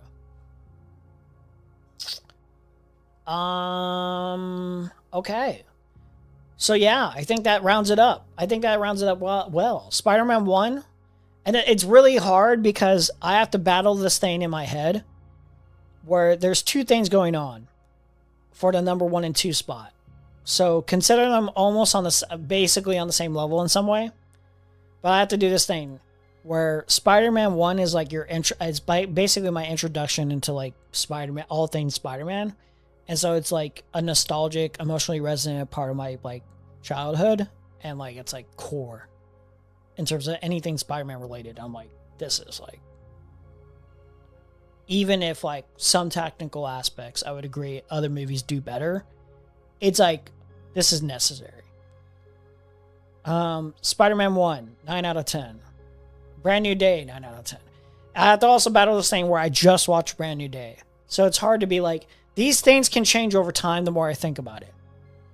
But as it stands, this is my list. Spider-Man 1, number 1. Brand New Day, number 2. Number 3, No Way Home. This is subjective, by the way, not objective. 4, Homecoming. Number 5, Spider-Man 3. Number 6, actually it's top 6, not top 5. Spider-Man 2. 7, TASM 2, which is the Amazing Spider-Man 2. And then 8, TASM, The Amazing Spider-Man. And then 9, Spider-Man Far From Home. If I were to add like the Into the Spider-Verse or Across the Spider-Verse, which I'm not, I'm just talking live action. But if I were to, I don't really care about talking about them right now. No disrespect. I just like, there's a separation in my mind with, you know, what you could do for animation, what you could do for live action that like, yeah, I can add them and talk about them, but it's like, right now I'm focused on live action. But if I were to add like animated, like obviously I think Across and Into the Spider-Verse would be like, probably on a technical regard, I think they're better, and even subjectively, they're better than Brand New Day and Spider-Man for different reasons or whatever. But that's a whole. I think Across the Spider-Verse, I could have a little bit more of a hot take conversation about, because Across the Spider-Verse is not really a completed story in my head. In a way, it'd probably be like number 4 or something like that. And I need Beyond the Spider-Verse before I can confirm my feelings on Across, but yeah. Anyway. And then like the objective list, I feel like this is completely fair. This is completely fair. Would I put this above Spider-Man 1 in terms of like technical filmmaking and stuff like that? I think I would. Yes, I think I would. The action is better in Brand New Way. Not Brand New Way, Brand New Day. But I think like Spider-Man 2 hits at like better emotional beats for the most part than Brand New Day. I have to think about this more. So Spider-Man 2 can still be number 1 on objective list. But yeah, S, Spider-Man 2, Brand New Day, Spider-Man, A, Homecoming, B, No Way Home, C, The Amazing Spider-Man and Spider-Man 3, D, The Amazing Spider-Man 2, and then E, Far From Home. All right. That's enough Spider-Man talk for the most part. Unless anyone has any questions or statements about Spider-Man, their preferences, their list. It'd be interesting to see people's order or structure if they want to add. Or, yeah. And if you have seen the movie somehow, you know, don't spoil the movie in my live chat or anything like that, please. For any other person that might just wander in. Let's see. Okay, so there's another title on my stream, because clearly Spider-Man's the main focus today. That being said,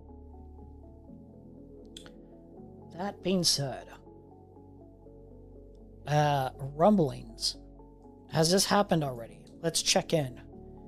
I feel like we went on Spider-Man tangents long enough to get an idea if this has happened. Spider-Man is cool. It's so weird because I want to be that guy who says,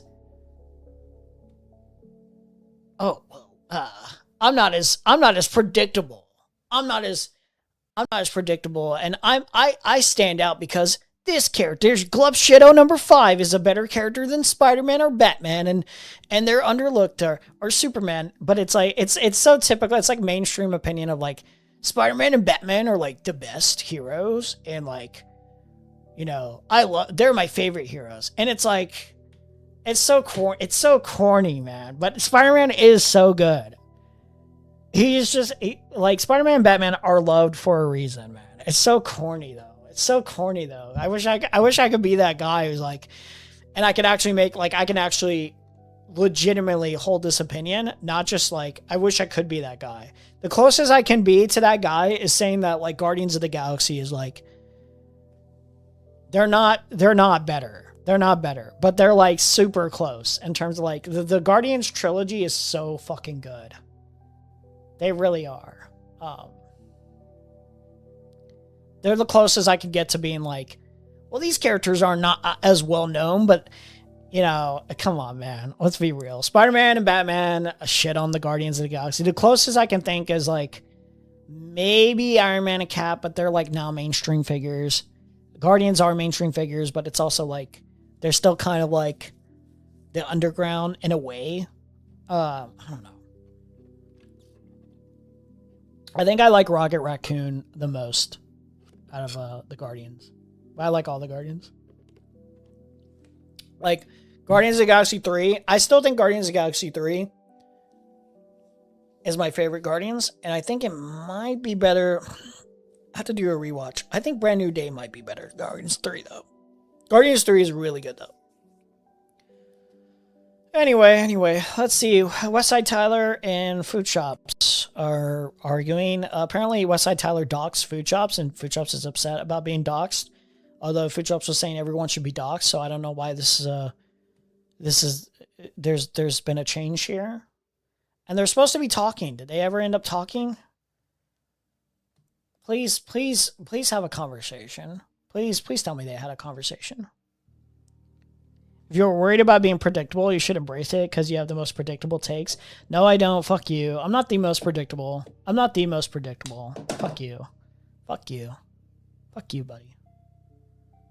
It's way better than thinking Harry Potter is cool. That's true. Harry Potter sucks. Harry Potter's like the most overrated franchise, I think, ever. It's not that great. It's really not. It's like super mediocre. Like, if you like them, that's cool, but like they're not that good. Never seen a superhero movie. The only good media is by Ken Burns. Oh, now we're trying to be now we're really trying to go for the I don't like cinema slop. Like I don't like cape shit. You know, there are people who don't like cape shit. To be fair, okay, but now we're really going with the whole. The only good media is like Ken Burns. Who the fuck is Ken Burns? Some more documentaries. I guess if you like stuff like this, then maybe. But like the only good media? I don't know, man. That's quite the take, bro. It's quite the take. I don't know if I believe you, buddy. I don't know if I believe you. It's good people want things to be predictable. It makes them feel smart. No, it doesn't. Ironically. In fact, if anything, it's like the opposite. It's like it feels like redundant and stupid to a degree to like just have the like predictable mold or whatever. It feels like when you have the predictable like takes or whatever, or like you follow the predictable routes or whatever, it feels like you're just like trying to fit into society in a way that's like It can feel like that. It's not always, it's clearly always not always like that, but it can feel like that, where it feels like inauthentic. Like some people have like structured ways of thinking where it becomes like did you really come to this conclusion on your own? Or was it like molded a little bit and like you just took this because it's like, oh, that felt like something like everyone else would be more on board with. This is why DG will Okay, do they talk? Does anyone know if they talked? Apparently they're supposed to talk. have feelings for me, but I understand. I could have.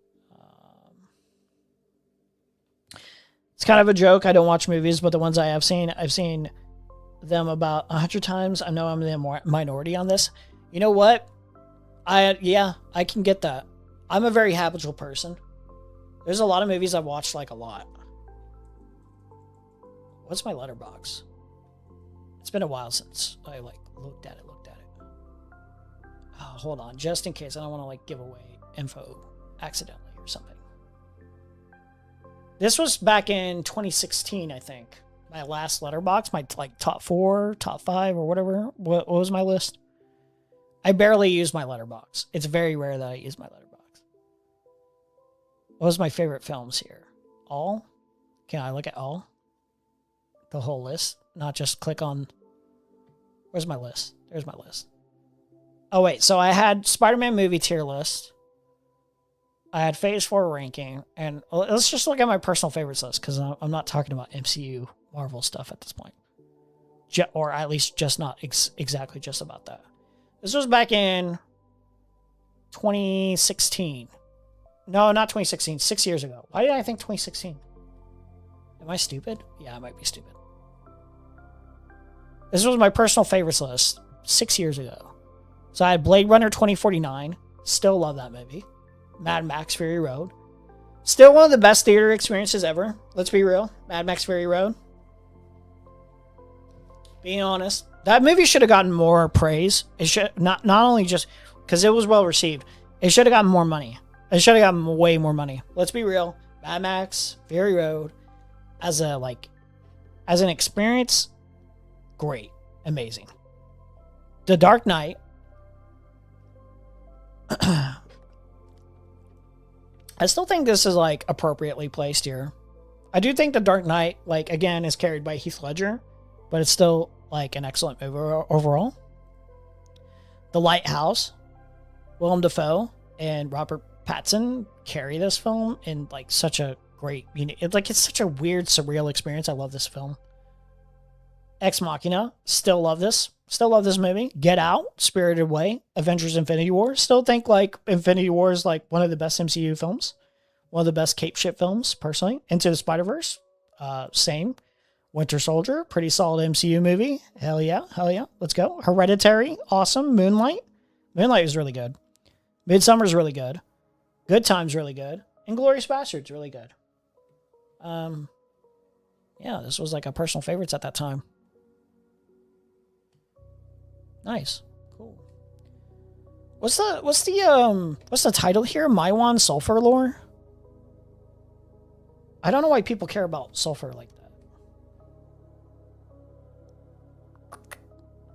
So does this conversation just never transpire? What's going on? Freeman and his ilk subjugated Twitch pool. They would then subjugate the commentary community, and she would get carried along. Slow changes at first. She probably didn't even notice herself.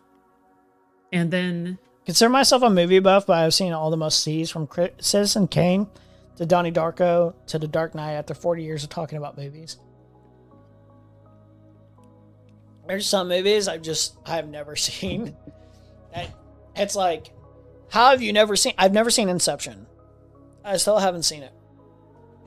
Like some movies where you're like, you get like the experience of the movie is spoiled for you. And you're thinking to yourself, it's like, I already feel like in a weird way, I feel like I've experienced the movie. Like you haven't, but you already feel like it. You know, do you guys understand what I'm talking about? I think you understand. You're just like, it's like, why see this movie? It's like, I should see it, but it's like, why see this movie now? Especially if I can't see it in IMAX.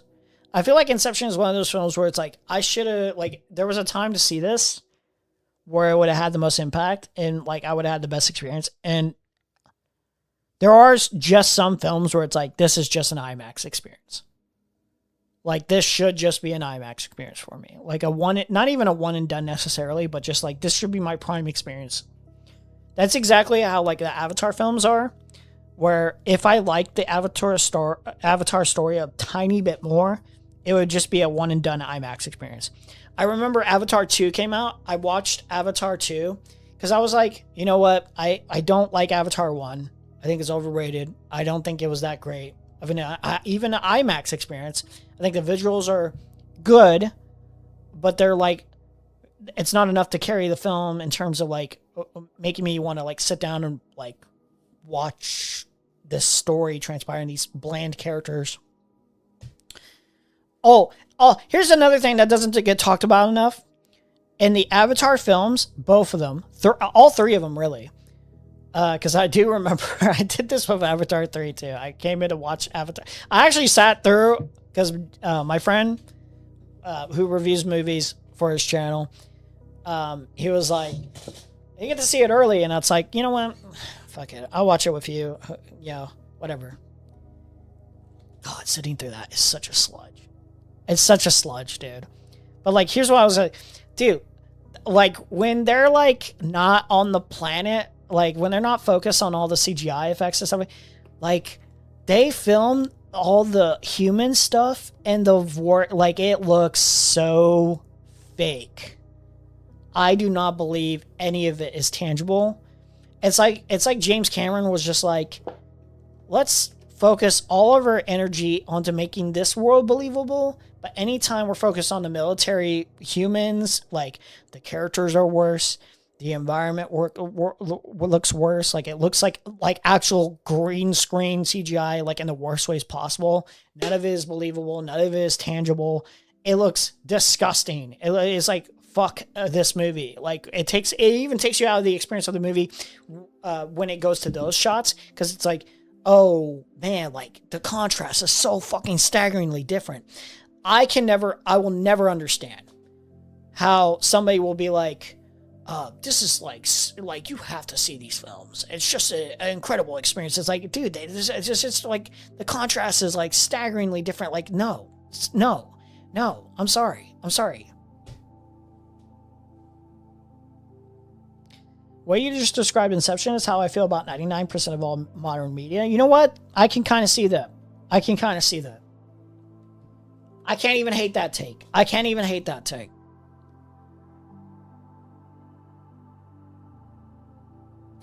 I'd rather take a person to watch a one movie they loved 100 times more than a person who has watched 100 movies loved by others. I would have watched Obsession more than twice had it been more convenient for me. I almost watched it a third time. I still think Obsession might be my favorite movie of the year, but Brand New Day is really making a case. Brand New Day is really making a case for itself. And I didn't think I'd say that this year. I genuinely did not think like Obsession would be topped. But I think Obsession still might be mine. It still might be my favorite. This year.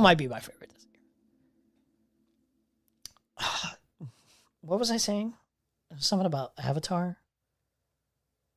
Oh yeah, like dog shit films. Oh yeah. So like the second one, I remember I was like, okay, it's been a while since the first one. Maybe they improved upon the second one in terms of story writing and characters. I watched the second one and like halfway through I just left. I was just like, I hate this. It's just not for me. Like, I guess it could work just well enough for other people. It doesn't work. There's like a disconnect in my head.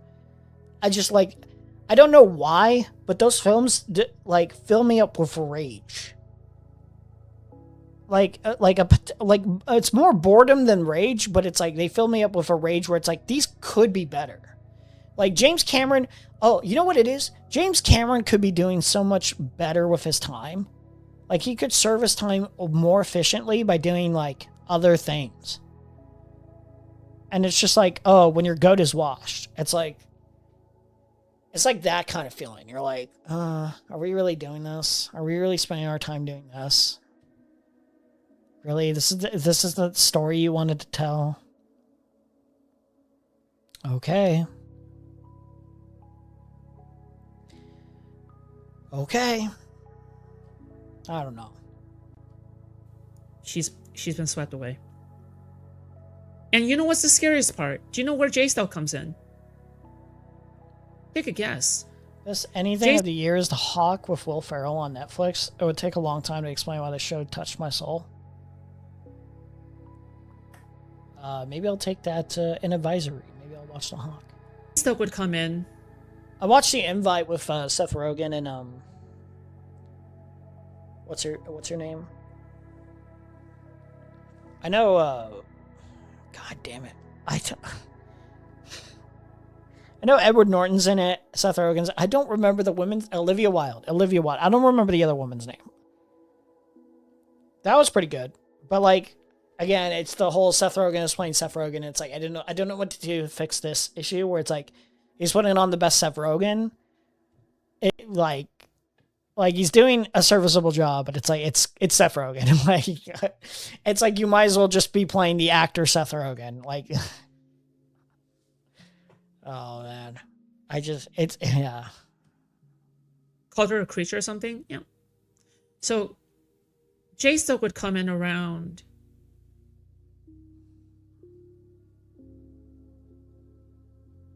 I'm just realizing, like, it's not even just Foodshops being boring in of itself. I'm just like bored of this. I need like a back and forth between Westside Tyler and Foodshops to really connect here. For Narcos fans, the Westies on MGM Plus is pretty good. I haven't seen Narcos. I need to watch Narcos. It's like one of those like TV shows where you're like, I should watch that, and I just haven't. It's just like Shogun. I'm like, I should watch Shogun, and you just don't get around to it. You know, I watched it, was like, you know that meme where Rick and Morty is like super corny and like, it's like, what was it during season 3? I think it was season 3, really, and kind of season 4 where it was like plummeting in quality and like it became at its most intolerable, like the fan base especially. And even some of the episodes, it was like at their worst in terms of like corny writing. But the newest season of like Rick and Morty was actually pretty damn solid and consistent. I don't think there's like one bad episode. And it feels like when they replaced the Justin Roiland after he was exposed for being like a predator, yeah, I don't feel like I missed anything. I feel like it's the same voice.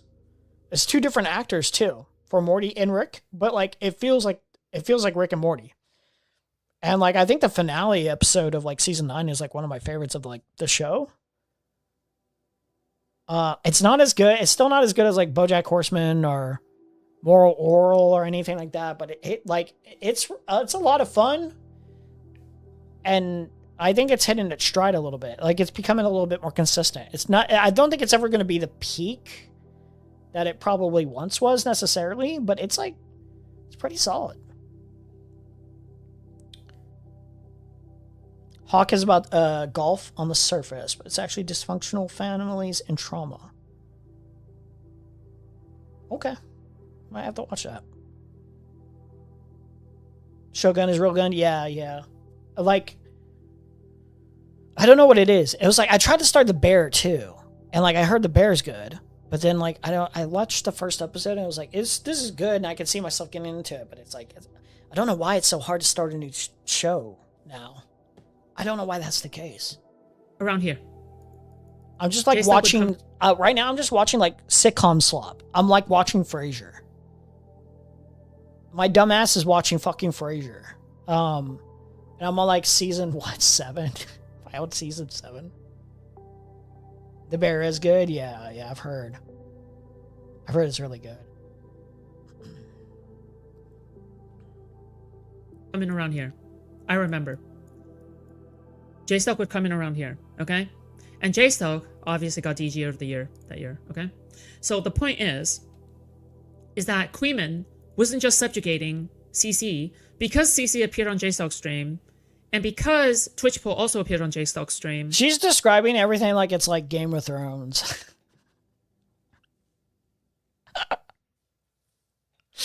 I just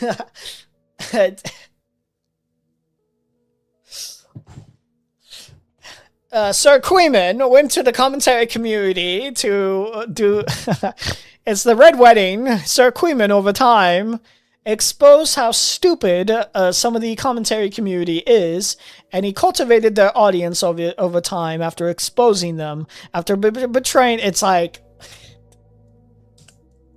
because oh my Destiny God. only wanted one place to quarantine all the drama, aka J Stock stream. What would happen is that there was one. I am just realizing that most of this like space, like the political like drama like space, tries to inhabit and function like it is Game of Thrones. It is just so, it's just so ridiculous when you think about it like that. Oh man. If you like sci-fi and sitcoms, I highly recommend Resident Alien. Interesting. I'll watch that. Might watch that. Is it just me too? But like, people were complaining about the new Resident Evil movie. They're like, why are these characters from the video games not in it? Why are they not serving the story, like the adaptation of the video games? It's like, didn't they do that with like the other Resident Evil films, and they were like corny schlock and they were not well delivered, and it's like really bad. And I'm not saying because those were bad schlock or whatever that like they can't do those stories in a good way. They can't adapt that in a meaningful quality way. I'm just saying it's like, I feel like, can we take a breather and just like go with the direction that what's his name, the guy who directed Barbarian and Weapons, whatever his name is, the guy from Whitest Kid You Know. Can we just go with like what he wants to tell, what story he wants to tell with this like kid? Like, can we just, I like the idea of just like, let's treat it as if like you yourself, like the conventional, like, you know, normie, like as normie as you can be, like normal citizen or whatever, is playing like having a Resident Evil experience, and you're like finding the weapons, you're like discovering the horror as it goes. Like that just sounds like fun. Like those trailers like really sell the movie for me, and I'm like, I think this will be a really well done horror. I can't wait to see Resident Evil. I think that's like one of my, actually, like, come to think of it, I might be more excited for that than I am actually Doomsday if I think about it. It's like, the more I think about it, I think I am more, because I think I trust him to deliver that experience, because Weapons was really solid, and I think Barbarian was pretty solid. I think that would be cool. I think that movie's going to be good. Imagine listening to Shops talk for 6 hours and Destiny comes to stream.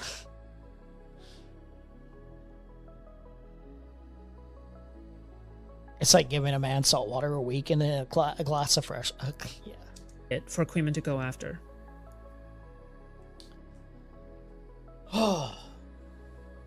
J Stock. Oh yeah, so she got like doxed apparently by like Westside Tyler. And like, I don't know why this I don't know why this is surprising to her. So then they agreed to like debate each other about whatever. I just quote tweeted as like, I thought you said everyone should get doxed, because there was like a statement that she made where she was like, I think everyone should just get doxed, you know, everyone gets out, you should expect to get doxed. And it's like, what? Why are you encouraging this? And it's like, then it's like playing the victim. He doxes me on stream. He's trying to shoehorn himself into drama that has nothing to do with him in order to desperately climb out of his clout hole. And it's like, then he would go on to try and justify doxing people's addresses by comparing. What are we doing? It's like the kettle. Is it pot calling the kettle black? Like, what are we doing here?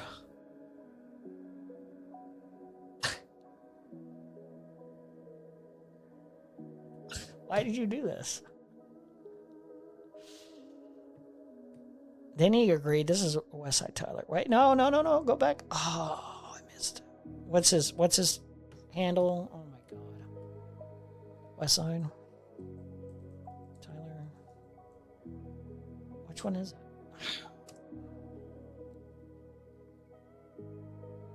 There he is. Oh, you know what? I actually do want to, like, if they're not going to talk today, I do want to watch one of Westside Tyler's videos. I watched this before going in to see Brand New Day, and I figured I'd comment on this video, because this video was, like, pretty solid. I think both videos are pretty solid. Yeah, wait, so yeah. They said they were going to talk to each other. Just talk about it on stream. Add me on Discord, if you're, like, a moderator. No moderators, no backup, I'll come call and be ready. Yeah.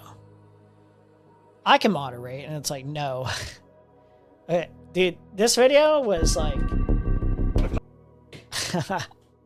You just have to see this. You just have to see it, man. It's like, it's a little rough, man. It's like, For damn. Stardust. I do have to say, this felt like... This felt like, man, holy shit. Whatever. Holy fuck, man. Yeah, you have to watch. Shops does look pretty good right now. I normally imagine she smells, but not right now. Okay, put it in your pants, buddy. Damn, another man with a better chest than me. Fuck. Look at them titties. Look at them titties, dude. I see them. I see them titties.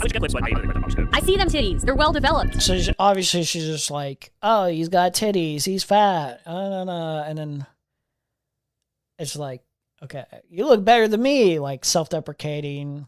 They're well developed, my man. Good for you. Is this too below the belt? I'm so sorry. It's like, damn, another man with a better chest than me. Fuck.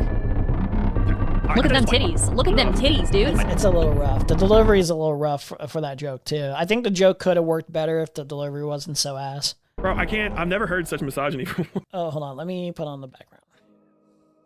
in my life. It's crazy. Like, that's the way, like, a closeted right-wing guy, like that's the way that, like, Andrew Tate sexually harasses women. You know, look at them titties. Look at them titties. Like, what in the fuck, dog? It's actually a little bit worse because it's like it feels like more inauthentic and like forced than it would if it came from like some deranged, like misogynist like Andrew Tate. Like Andrew Tate, for all you could say bad, and he is like a deplorable, subhuman waste of filth that is getting what he deserves ultimately.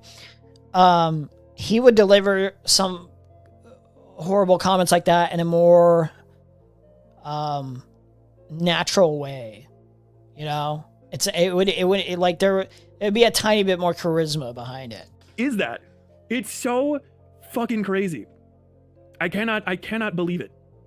Why do all her insults get framed as digs at herself with Stardust? I think it's because she's trying to get people to comment on her. She wants to be noticed. Really, I mean, she's. You know, that's what I was talking shit, you know, invisible. I think she's a person that's invisible to the kind of people that she's attracted to, you know, probably me. Ugh. But like, the only people that ever comment on Stardust's body more than likely are just all these like repugnant commentary community guys and probably, you know, DGGers and stuff. She dated Beckett, which is like, you know, dating a used piece of toilet paper. no physique whatsoever, different country. Probably. Oh, is that the one? Yeah. when she was dating Beckett is also the time where she was like, yeah, guys in their 30s just get erectile. The beginning stuff is a little like typical. Most people say this. Let them cook a little bit. Let's let them cook. That and like maybe some OnlyFans model go like, this you gotta da-da-da. And it's like, okay, yeah, it wasn't positive, but at least you got noticed by somebody that like you would probably give your left hand just to have them compliment you. You know what I mean? Like if they were just like, I think you're beautiful today. Like you look amazing. I love your eyes. Like you just lit up the whole room when you walked in. Like to have someone say like that, something like that, you would give up your arm. And I don't think Stardust is ever going to get that from somebody. And I mean, a lot of it's because Stardust is a repugnant person in her heart. She hangs out with repugnant people. She says repugnant shit. I mean, who's gonna be complimenting you? You know what I mean? Like, I've met Stardust in real life. That's the funniest fucking part. She probably doesn't remember, but like, how I will always think of Stardust is at the DGG thing that I went to in Cincy way before anyone knew who the fuck I was. Dude, this shit is gonna hit at the soul, guys. You don't understand. This shit is like life. It's like imagine being the person that like all this is being like this is all being said about you. Like really, like this is some like this is like some it's it's like some shit where you're like if you really absorb this, it's like some like okay something very drastic has happened either negatively or positively in my life. She was just pushing a drink cart around. All the rest of the like creators, you know, like there was some of them, they did volunteer stuff earlier, but when it came time to like the fucking fans, the chatters are gonna hang out with their little internet superheroes. No one gave a fuck about Stardust, and Stardust had to pass the fucking drink cart around. Like, isn't that rough? Like your biggest accomplishment was you got to be a servant to chat. I was like, this is the saddest thing I've ever fucking experienced. And I felt bad, but I was like, whatever, you know, hey, when in Rome. Thanks. Take a fucking soda or whatever the hell was getting pushed around. I was like, damn. And I think that's it. Serving fucking drinks. That was their role, not as a content creator, as like a server. I think as a lesson, what other people would do is just be like, oh, Stardust, you're so and so. Don't you know what you look like? Here's a mirror, da da da da, and just dig in. And I could, but I don't think there's anything that I could say about Stardust. She probably doesn't think about every time she looks in the mirror. She's probably a fucking bundle of self-hatred. You know what I mean? Like you get up every day, you get online, and you start streaming to 5 people so you can watch videos where J-Stock and Morale say every possible disgusting sexual thing about you. You know, whoever, if J-Stock is or isn't doing it. I know Morale does it. Call your weight into question, talk about this color of your skin, make fun of your religion and your religion's connection to men or whatever the fuck it is, and just dog you relentlessly. And then like those are the only men that are going to pay attention to you.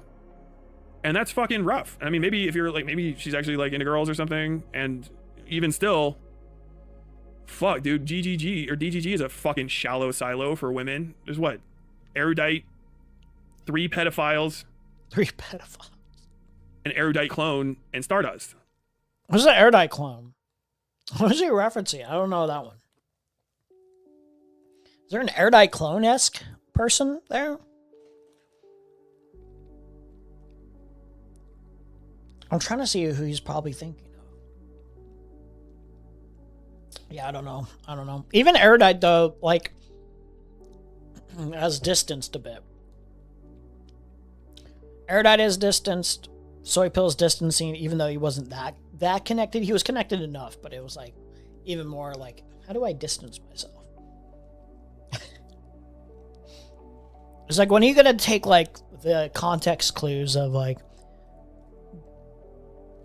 how people end up like eventually learn? And I feel like this is the thing with Stardust is like, it doesn't matter how many other people have learned this lesson or whatever. It's like, in a way, you could say she kind of quote unquote learned this lesson by distancing when she did, but then she just went back in because it's like desperation, basically. It's like, well, nothing else is kind of working out in my favor, so this is the closest thing I can think of in terms of like a close-knit community. And it's just like, this is like kind of unfortunate.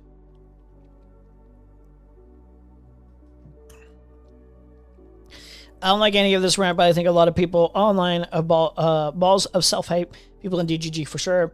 I don't think this takes a degree to see. No, it's not that you need a degree to see any of this. He's gonna hit at the core a little bit further. Just let him cook a little bit more. You know what I mean? Like, that's rough. Like, who are your women that you can talk to? Who are the women? Like, I don't talk to women all day. I wish good-looking people would pay attention to me, and they don't. And the only people that ever talk about my body are racists and bigots in J-Stock's chat, and that's the entirety of my life. I have nothing else going on other than sitting in front of a corner and just getting ruthlessly mocked for my appearance because I don't have any like dreams or hopes or accomplishments even that have been dashed. No one knows anything about Stardust. I've never heard a single thing about Stardust. Do you know what I mean? I've heard Stardust get made fun of for her body and her social insignificance in the circle, but no one knows anything else. Do you know what I mean? People have to like make up stuff about her religion, and I think they got that wrong from what I understand. So it's like there's nothing even there to make fun of. She's just an empty vessel of pain floating around in a miasma of insults and mockery. And so like, you know, I can't even get that mad If anything, like as per usual, her entire existence is just as a tool to attack whoever she's attached herself to at the time. In this case, DGG. Like even her behavior isn't uniquely hers; it's just representative of a greter organization of which she's a part, and without which she would be not. Even the behavior isn't representative of like her. It's like, and this is the sad thing is you could probably say all these kind of things similar to like a lot of other people in like his cult or whatever, but it's like distinctly Stardust in a way because it just feels like the most transparent of like this is like what I need. Like I'm desperate. This is like the only way I can feel like I can fit in and like stand out in any way, shape, or form to any person in any community. Nothing, which is depressing as fuck. Like you're a nothing person, but like actually, like I'm not mad at you in saying that. This is the reality. I've been doing this a quarter of the time as most of the Twitch poll olds, and I think Stardust is from old Twitch poll, and my streams are monumentally larger. Aiden's been doing this even. Aiden Projects has been doing this since probably, before, she got online and much, much larger. All these people, J-Stock's got a much larger channel. Like the people that bailed on DGG are so much bigger. And then all you get from it for your loyalty, I don't think has Stardust ever even been brought on with Destiny? Oh, she has, but in the capacity, here's the other thing.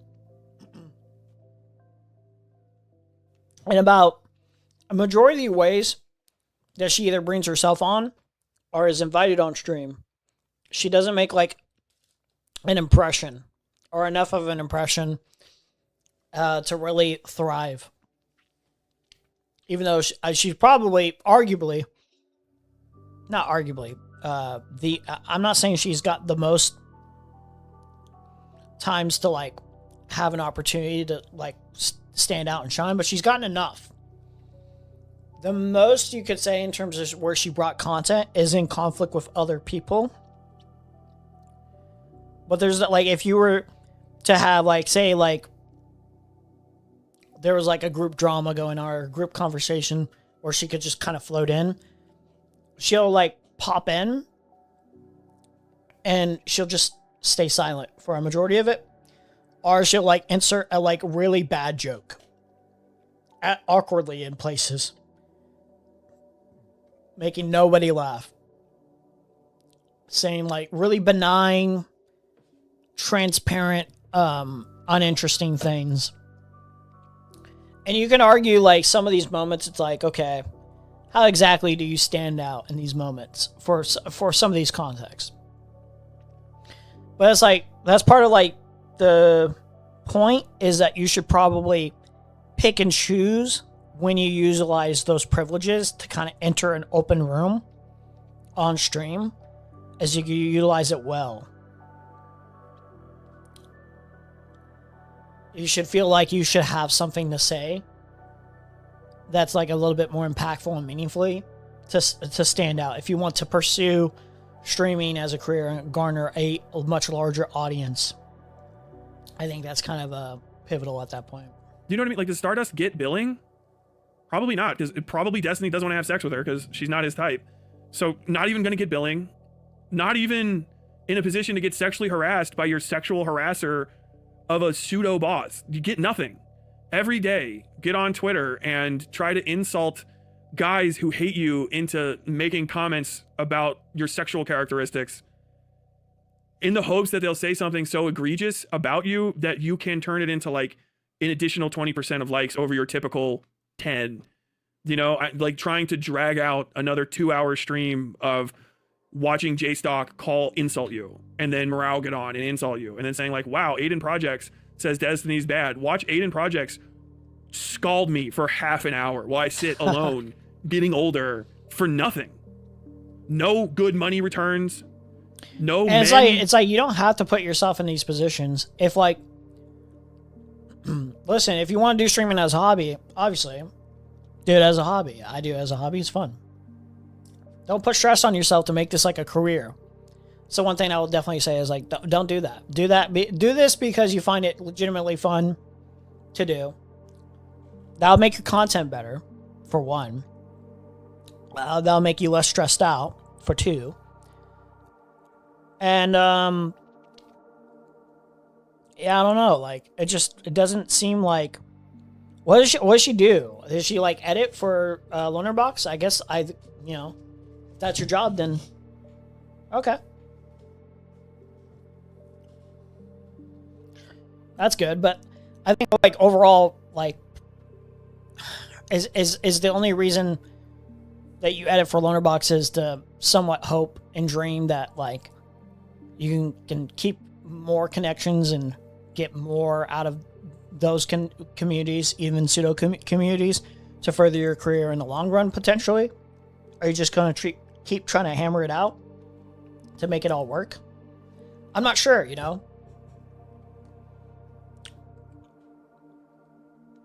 Like maybe like there is like a moment in time where you should strive to like I don't know what she did prior, but maybe go back to like what she was doing before or pursue other different things. This would probably help you socially in a lot of different ways. Probably give you a lot of growth. Like, I don't know this for certain, right? But, there's probably a lot of different avenues you can take where you can improve.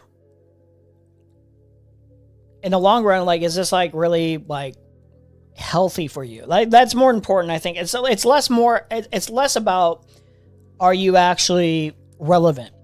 It's less about that. For me, it's way significantly less about that. It's like, are you actually happy doing what you're doing? Do you actually feel fulfilled? Do you actually feel respected? Do you actually feel like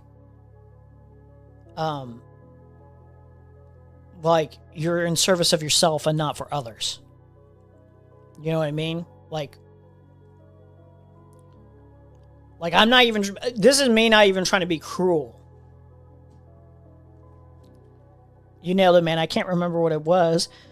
The last time Stardust was involved in a major stream, I remember she was literally in the corner laughing and smiling, but added nothing. Yeah.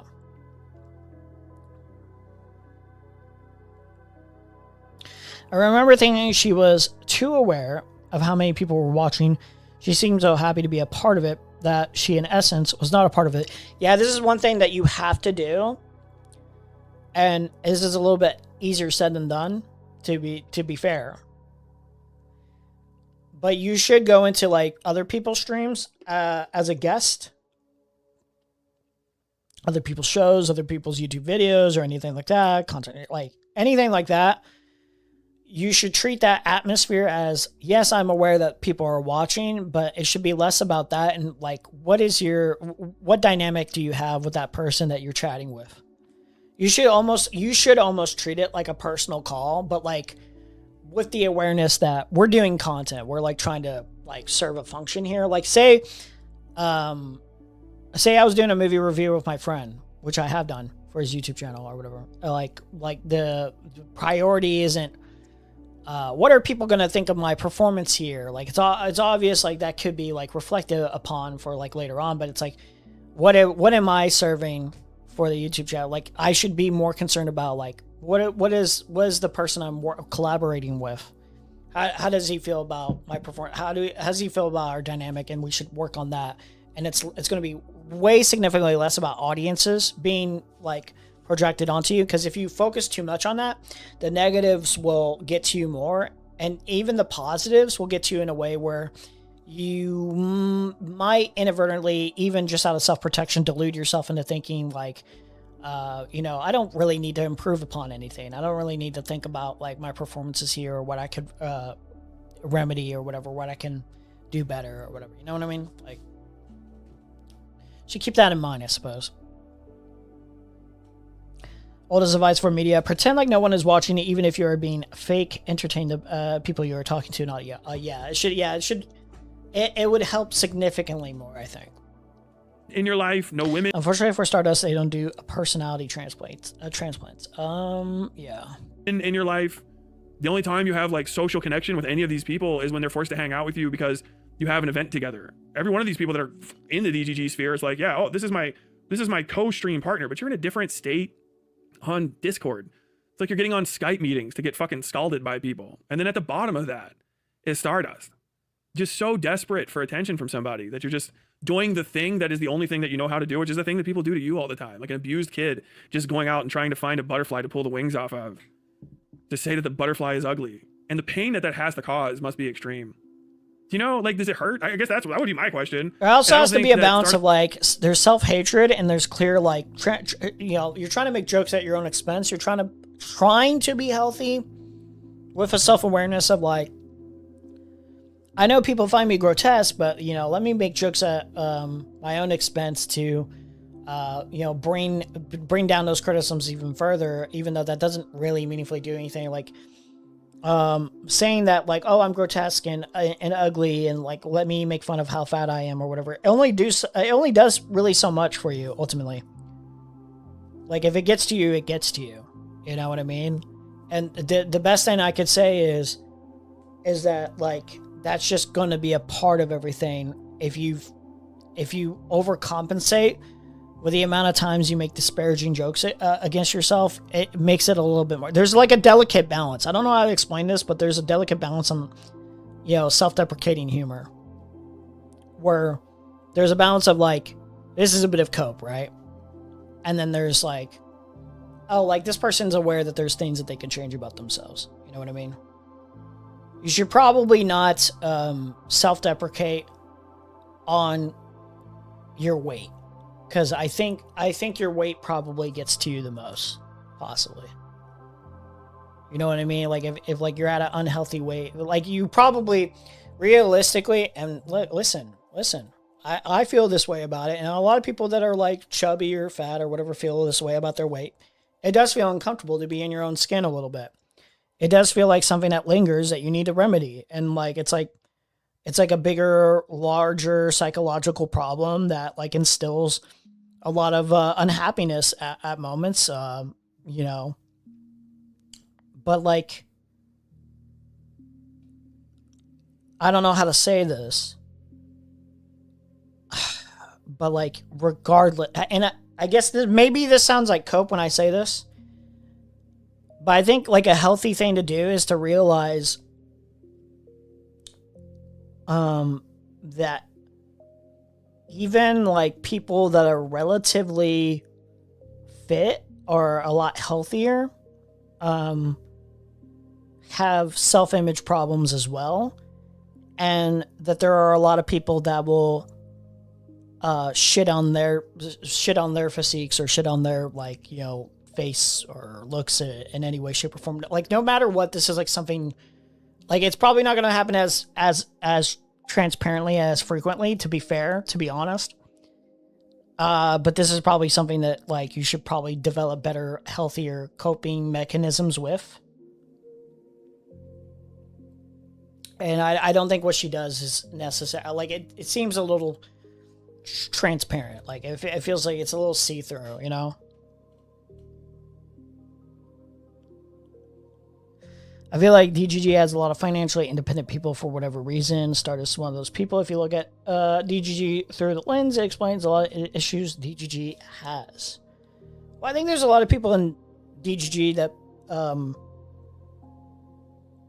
they just never really, it's like they follow down a different path, you know? They don't go down, like, this Andrew Tate lane or, you know, red pill lane, which brings out a lot more extremities in terms of, like, misogyny or just unhealthy, like, sociopathic tendencies or whatever. But, like, they go down the DGG lane, which essentially, you know, presents itself in a more progressive lens and tries to put on the aesthetic of, like,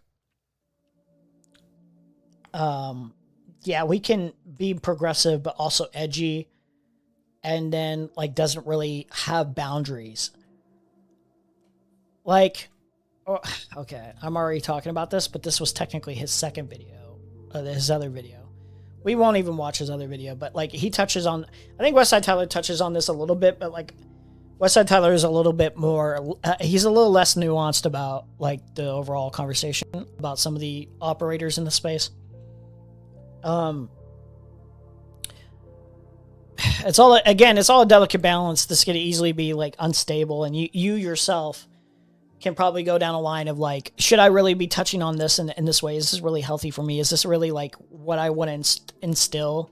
Do I really want to instill these morals and values in my person? Like when I present like, you know, my content in my in my personal character, like you have to hit like this line, right? And like, I don't think a lot of people know how to hit the line without, you know, going over it. But like, this is what happens in DGG a lot, is people go over this line to such an nth degree where it almost becomes like the meme of like, I have to be the Giga Chad. So, you know, oh, if my cult leader daddy right now is going on a tirade about how, you know, well, the Israel-Palestine conflict, you know, it basically, in summation, right of return is basically just a position that you take. It's always inevitably going to be pro-genocide.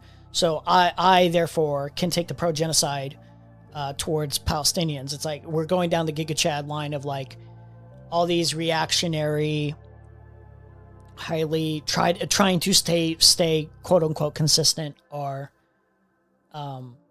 edgy, even like you go down that path of like logical consistency or whatever, and in a diluted way of viewing things, you fall into a lot of traps like that are very similar to the right.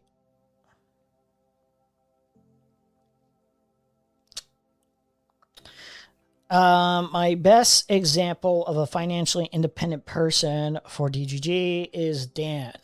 Don't know his motivations, to be honest. It looks like they don't. It looks like he doesn't either. Only thing that seems consistent is everyone is very confident in their. Yeah, well, it instills this confidence too. And to be fair, this is like generally on the internet in your echo chambers or whatever. But it's especially transparent in the DGG community and its members.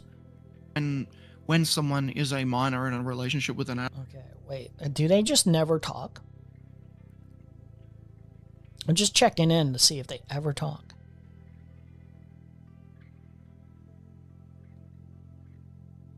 Is she just going over my one?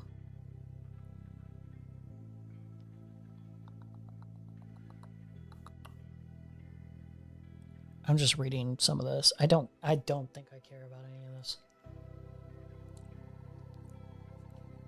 I couldn't even begin to care. I couldn't even begin to pretend to care. I guess they just never talk.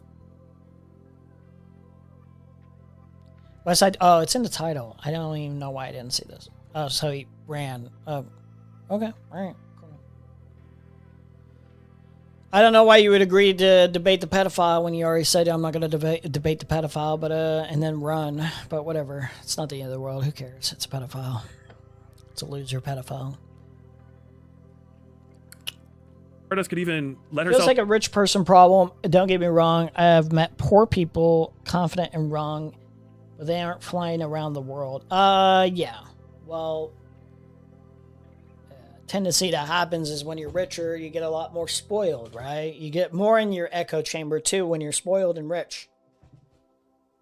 I think that's a fair take, you know? The amount of people like Stardust that show up to meet up and shit, but don't have a real job. How do they afford that? I don't know exactly. I guess she makes just enough to be able to put in the money. I think, I don't want to dox her. I think she lives somewhere where it's like,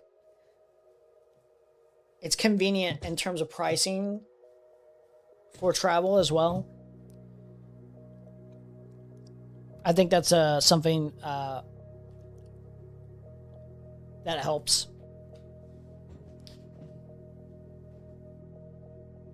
Answer it, and it would be, does it hurt to just be you for no reason all the time? You're not offend me. I can't be offended by someone that looks like you talking about someone that looks like me. That's the reality of it. I'm not even gonna try to fucking make a negative comment on your appearance. You just haven't. I'll admit I'm a pocket watcher. Yeah. In the work. Do you know what I mean? And I'm fine with that. Go ahead and be yourself. You talked about me. That's the exact amount I'm gonna talk about you. But like, does it hurt, man? And like, answer it to yourself. I'll tell you right now, I'm not gonna watch your stream to find out the answer. I don't care. I don't care about you. I think most of the people don't. You're just an excuse for content. You're just like, as disgusting as it is. It's hard too when you don't notice patterns. Yeah. Dude, you know what I need to do?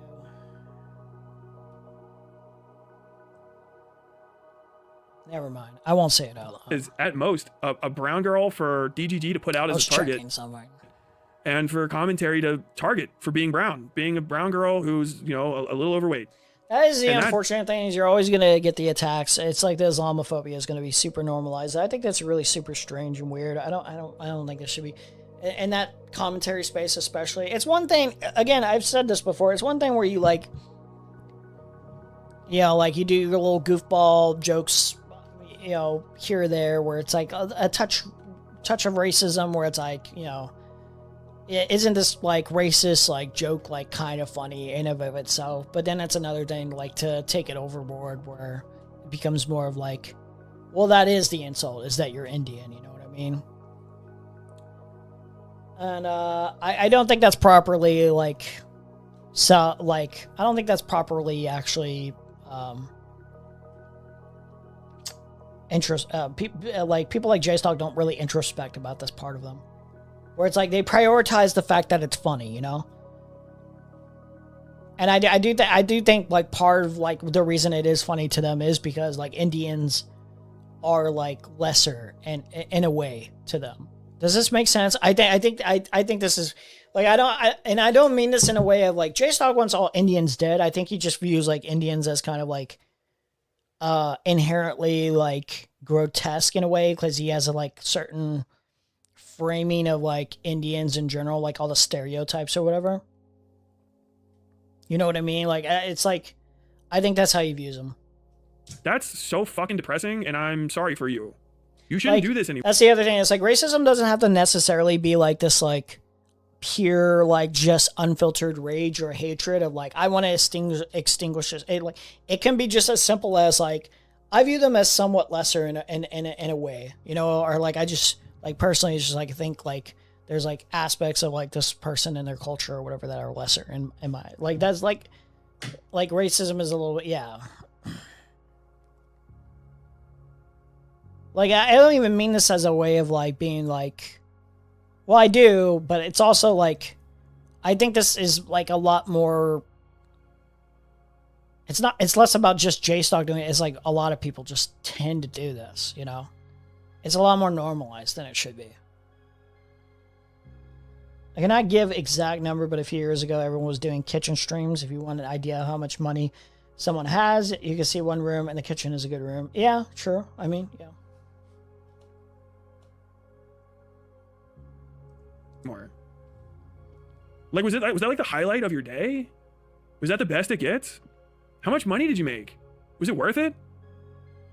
Fucking crushing, man. Like, and I think about this with a lot of people. I don't want a lot of them to end up... I don't have any reason to seek vengeance against you guys. You're just pawns on a board I have to remove to get to the fucking goal I want. I think I share this sentiment as well. It is less about, like, it's like, yeah, like, I think, like... a lot of what these DGGers are doing is like embarrassing and reprehensible and disgusting, but like ultimately they haven't crossed the threshold in my mind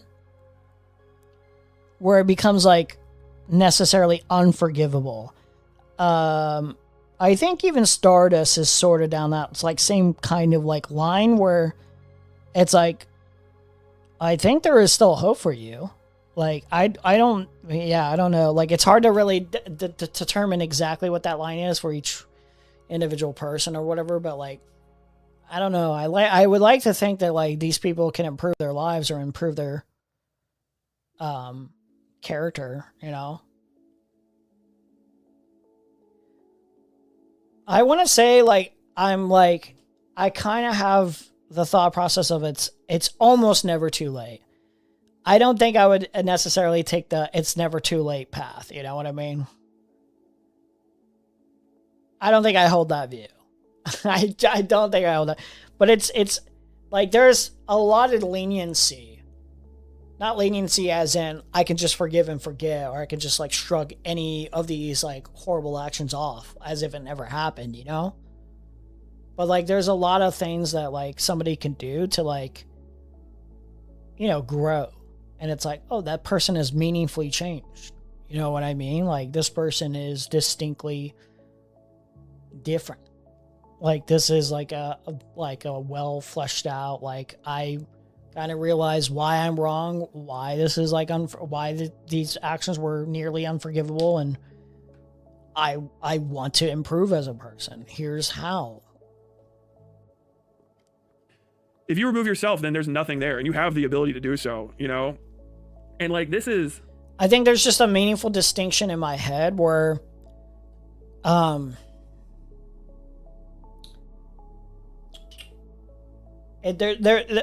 yeah, here's the thing.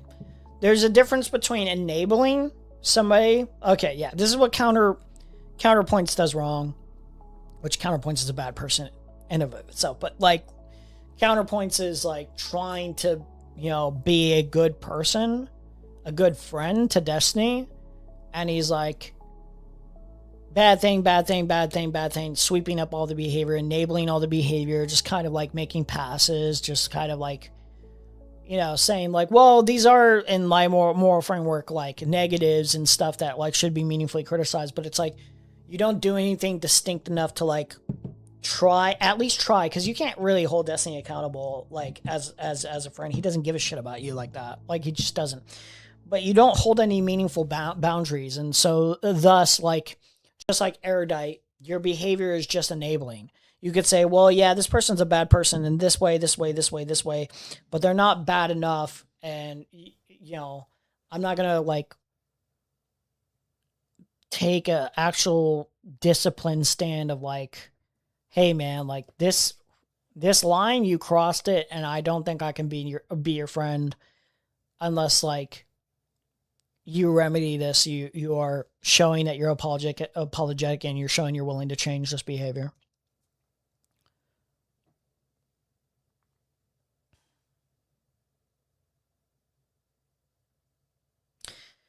Sure, when you do a face reveal, but I feel like the background is really important. I think showing less detail is better unless you have something you specifically want to draw attention to, like the news article clip Hassan chose to put up, and that easy, he admits, and draws even more attention, but views will assume you did everything on purpose, even if you did not. Listen, I'm going to be real. My background is basically just, I don't even know if I want to show my room. I'm thinking about just putting like, I don't know how I'm going to do this. I have to think about this. I was thinking about putting like the little green screen in the back, but I don't want to move that every single time. It's going to be in my room. I don't know.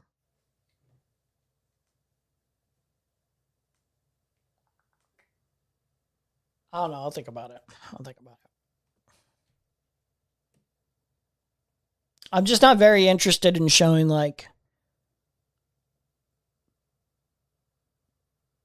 I don't know. It just doesn't seem necessary. It's like, I don't care. I don't care if people see I don't know. Also, like, I don't know how to do lighting. I'm going to have to figure out lighting and all that. So, like, even when I get all this equipment, I'm just going to have to, like, take some time and, like, get the whole thing right or whatever. And I don't even know how much I'm going to use the camera ultimately in a way.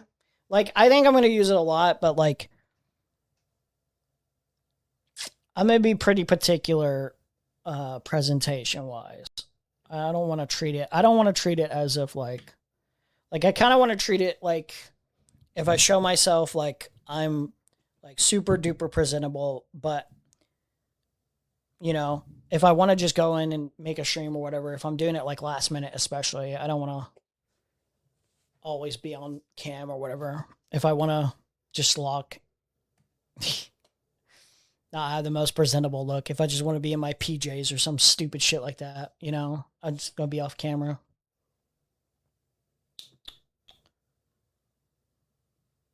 I'm glad you've been thinking about it regardless. Playing white wall with whites or whatever, I think is perfect. Well, that's not doable, to be quite frank. Inevitably, I think the rest of unless I put like some green screen thing right behind me in such a way where it doesn't show anything else, I think that's the only way that everything else is going to be seen. in a way, but like I'm not thinking in terms of I'm getting on camera. Let me get on camera because my background, because I want to show my background. It's not really necessary, even though I know that's an aspect of streaming that people like care about. And presentation wise, I get it, but like I don't have the means to like, I don't have a lot of options in terms of like flexibility. I don't have my own specific designed room or anything like that. Like I'm not going like, if I had my own space, if I had my own like house or apartment or some shit like that, which I can't fucking afford, I would do all that stuff. That would all be taken into consideration.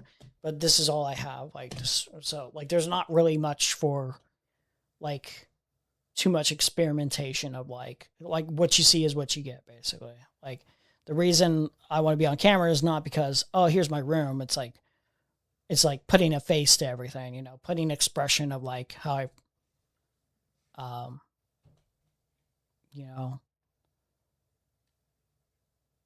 make my content and stuff like that. I think Stardust has a great background in her second room. She has that just for streaming. Again, how can she afford that? Just asking questions. Yeah, I don't know. Maybe she has like a lot of family money. Maybe it's from her last job. Maybe she gets just enough. I think editing loaner box videos probably pays decent, and then maybe a tiny bit of streaming money. I know she does make money streaming, but it's probably not like a lot, Then there was, I think Stardust, she says she had like some job in Washington, D.C., but I don't know what it is exactly, so it's probably stuff like that. This is just, it's crazy. I think you would like to talk to me, actually. I think it would be like, probably the biggest day for you all week, right? Because for a while, I'm not as mean as them. And I won't say insane, racist, and sexist shit to you. So like if we talked, it would not be racism. And it would be like the moment of coming out of the water for a stream for just a second before you know you have to go back down, because like, that's it. I think you should stop doing that shit. Not like you should hurt yourself or anything. I think just maybe like pick up knitting, dude, or some sort of like constructive habit and just listen to these videos, that are your like pain watch or your fucking hate watch, and don't comment on them anymore. And just busy your hands instead of turning on a microphone, and just find something else to do. The unfortunate thing is, I think what happens too is like we get caught up in these narratives of like, I think that's something that works for me personally. Is what I'm able to do is, even when I decide I really hate somebody, like I think it takes like to get genuine hatred out of me. They get genuine, like, kind of like frustration and kind of like, oh, like I don't like this person's content, or I don't like this person's personality or character, is like, I think it's because I give them, especially if I think they're like an okay content creator in terms of like they're listenable. I think they serve some sort of function that I'm like, okay, like I get entertained by this, you know what I mean? But I think I'm like pretty open with like hearing people out, and it takes a little bit of time. And then like it's like the proper hater is like some hater that like learns why. It's like a genuine, it's not a like I just go and listen. It's not like I just go and listen to Stardust once or twice and I'm like, I hate Stardust for like kind of simplistic reasons, It's not like a unearned hatred. It's after listening for long enough, or just kind of getting an idea of this person's character or whatever. And I have a feeling that like a lot of DGGers, they garner their opinion based off who Destiny interacts with and watches. And it's like they're absorbing his opinion more than they are cultivating their own over time. I'm sure there are, like, to be fair, I'm sure there are DGGers out there, especially, that probably, even maybe before Destiny formed this opinion for them, like gave a fair shot to some of the people that Destiny critiques or hates vehemently. But I have a feeling a lot of it is escalated. Like they're more passionate. It's like Fox News, You watch Fox News enough and it's like, oh, I already kind of like have this hatred or this disagreement with this person. And then Fox News like reinstills this idea of like, this is why you hate this. This is why you hate this person. But then it becomes more and more dishonest. At first, there might be like some like genuine things that you disagree, but then there's like a warped perception. Then it becomes more and more dishonest, and then it becomes like more of like a vibe. You know what I mean? And it becomes like kind of like the point. The hatred is like, like, you know, it's just like, it feels comfortable. It almost feels comfortable because it's like everyone needs like a villain, you know? And like, I think that's kind of true, but I think like the healthy thing to do is if you're going to form villains, people that you naturally hate over time, I think there has to be a lot more justification and a lot more factual basis for this, you know?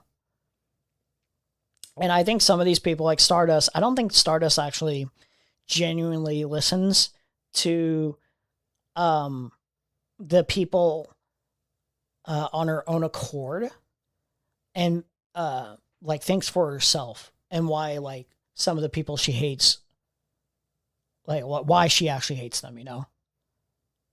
I think it's reinforced, and I think it's like just like picked up over time. And it could just be, and not just Destiny, it could just be like the sphere in of itself reinforcing that notion, you know?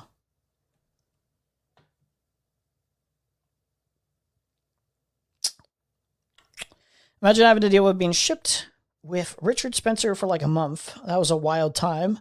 Felt weird at the time, and now I feel sad looking back.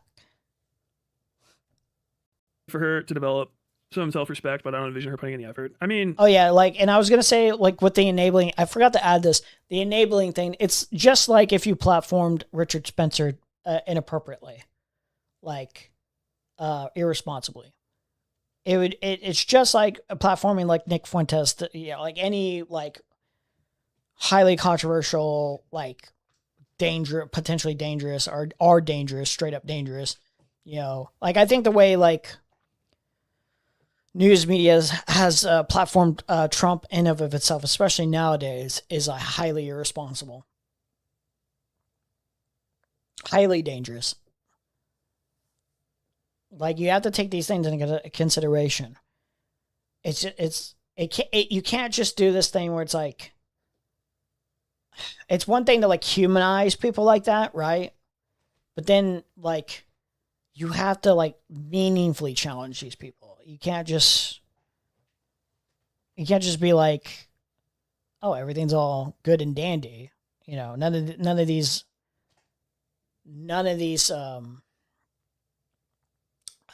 opinions are going to be destructive and dangerous to our society or in the long run, you know? I don't think you could just shrug that shit off. Like, you should remind yourself that humanity delves into like some very deep, dark, like abysses. Like, we will do disgusting shit to each other. You can't just shrug it off as, you know, like, especially even if it seems at the time, it's like, what's the likelihood of any of this like escalating and being normalized to where we're at right now, you know? You have to remind yourself that like we have done as a country, like just even as a human species overall, we all have done disgusting shit. Depraved shit. We are still very much animalistic in a lot of ways. We have tried to justify our animalistic, destructive, dominant ways of interacting with each other, but like it's still very much there. And like even in some ways nowadays, like it's less and less, you know, it's less and less the case that like even the Trump administration wants to even be having the conversation of like justifying anything at this point, you know? Like in a way they're kind of like, oh, well, you know, deal with it at this point. You know what I mean? It's like barely even lied about at this point. So to be like, I am platform Richard Spencer, right? And we'll just chat all friendly like, and there'll be no meaningful challenge to any of these ideas. As if black people weren't lynched because of these ideas. As if they weren't enslaved, oppressed even to this day.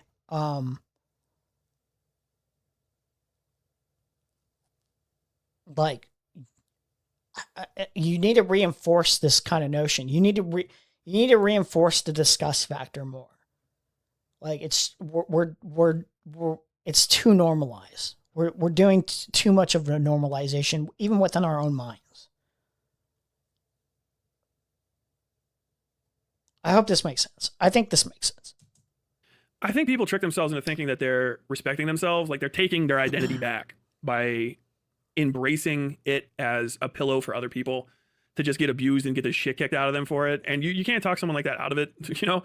It's a coping mechanism. Her making those jokes at her own expense is definitely a coping mechanism for like, well, if I don't do this, like, you know, and I just take the brunt of all this abuse or whatever, it's like, you know, I'm going to look weak and pathetic to people and even to myself. Like, it's, I get why it happens. And like, again, to one degree, it's like, there's like a healthy balance, but then it becomes like, if that becomes like the standard, you know, at a certain point, it becomes more and more kind of like transparent how like sad it is. Really my place, and it's not worth the effort for me, but like, that's probably what it is. You know, like, I own who I am and all of my conflicted feelings about who I am and how I don't fit in with all these people. But like, as long as I'm valuable to somebody who represents what I've been taught really is value, proximity to wealth, light skin, good fucking features, being skinnier or whatever, for not just Stardust, but for a lot of these people, then maybe I will have value. You know, I don't have to hate myself, because when somebody says, you know, they say something racist to me, or they mock me for the 5,000th time for being overweight or underweight or skinny or short or bald or stupid or insignificant, like at least I can be. It's so ridiculous. It's so ridiculous at a certain point. It's like, oh my God, bro. I hate this job so much. I need to set the standard. I need to do this like this week. I need to set the standard of like, I'm not doing, I'm going to cultivate the lie, saying I have a second job. I have a second job and I'm not doing none of this fucking night shift, like all night shit. Like literally yesterday I worked like literally almost 24 hours. Like, sorry, it's not on topic. You know what I mean? It's just very annoying. They're like, there wasn't supposed to be any flights today. There was a flight, and it's like, I already told him, I was like, I'm watching Spider-Man, guys. There wasn't supposed to be any flights. If there was any flights, whatever, it'd be during the Spider-Man showing. Us like, I'm not showing up. So they respected that, but now they're just like, oh, there's a flight at 1 a.m. Fucking assholes. Because everyone wants to like it's like basically supposed to be your day off. Anyone wants to show up at fucking 1 a.m., dude.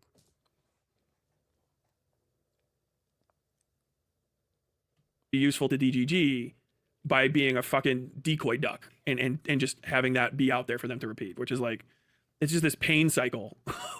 It's a horror show. I couldn't imagine living like that, but like, I mean, some people can and do. So good for them. Are we crusading Stardust? No. Oh shit, no. This wasn't even about a 1 a.m. one. This was about, dude, I told them I'm at like, I didn't even specify a time of when I watched it. I told them I was going to be watching Spider-Man. Motherfucker's still asking me, you coming at 8:34, bro? I was oh my God. Anyway, back to the topic. Sorry. I think I've said all I can probably about this, to be honest, though. Watching a ship. We'll let him go on for like maybe a minute. Maybe I'll enter some thoughts. On fire. Passing in the night. At some point, it'll meet the horizon and it will be indistinguishable from all the rest of the stars. Just realize I can't sleep. Now I'm gonna have to show up the fucking national 1 a.m. very conflicting. On one hand, you sound like you don't want to go all in. However, you proceed to shit on her for a hot minute. Who gives a shit? I think really the reason to talk about that stuff is because the insignificance doesn't come from the individual shortcomings as some unique participant in the human experiment. It's because there's nothing really that unique about it. So if you decentralize, I mean, it can feel like insults, but it's really just reading. It's fundamental.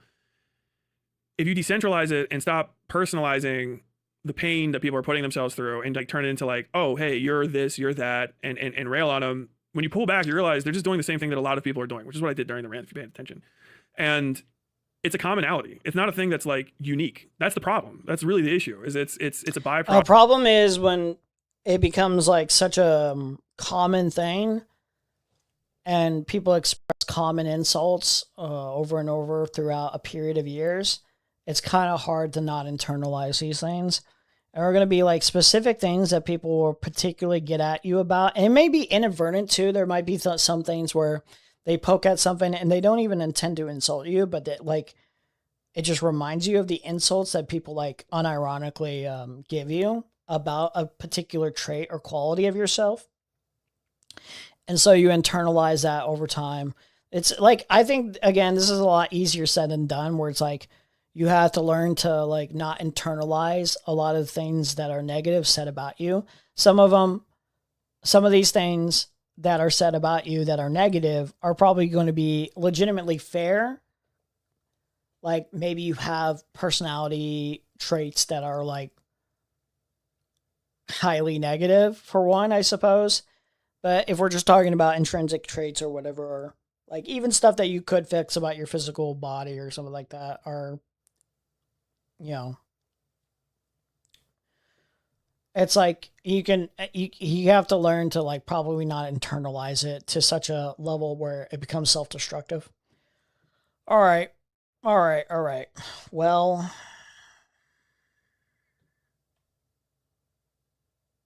I'm a little disappointed Foodshops and what's his name? Westside Tyler didn't actually talk.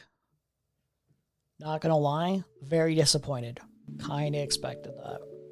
Kinda want to make content off of that. But whatever. Whatever. We did Spider-Man today. We did Spider-Man review today.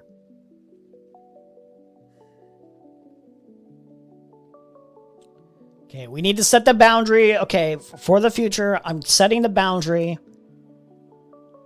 I have to do this, like, within the next 2 days. Something like that. I need to set the boundary. Here's my schedule. And once I do that, I'm going to do weekly shows at a very specific time on a regular basis. Okay? We need to do this. I've been needing to do this. Especially nowadays, we can't continue this pattern that we've been on. We cannot do this any longer.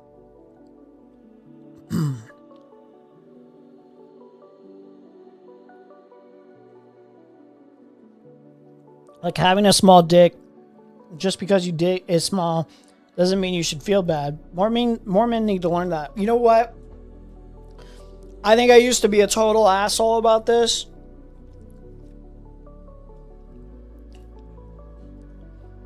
But yeah, you're right.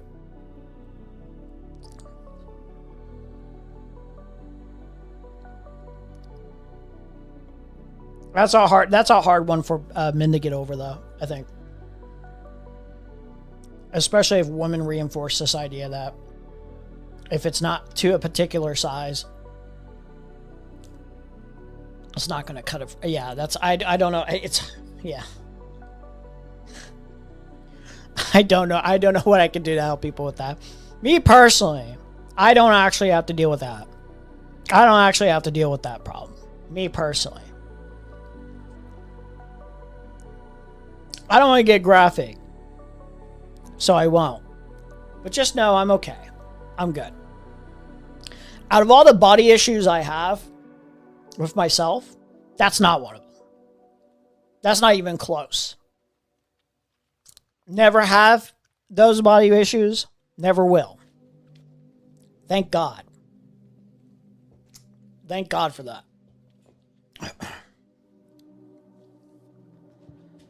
I love this idea. Yeah, I need it. I can't, man. Like, it's just, it's like burnout, man. The work schedule is like burnout. Like, it kills your energy. It literally sucks out your energy. Even when you find time, you're like, I can't do it. It's just like, my, like, energy is all sucked out. It's drained. Me personally, I have a huge day. Just saying everyone else should stop lying, though. Listen, I don't care, bro. I don't care, bro.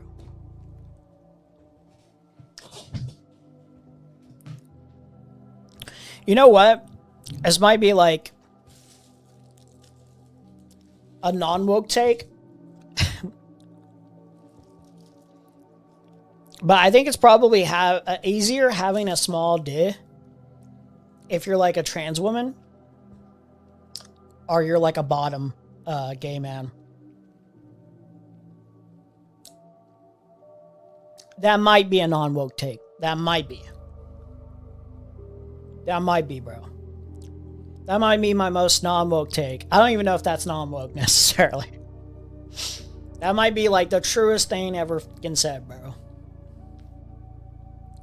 That might be the truest thing ever said. Not non-woke thing said. That might be true, like hitting at the core of something.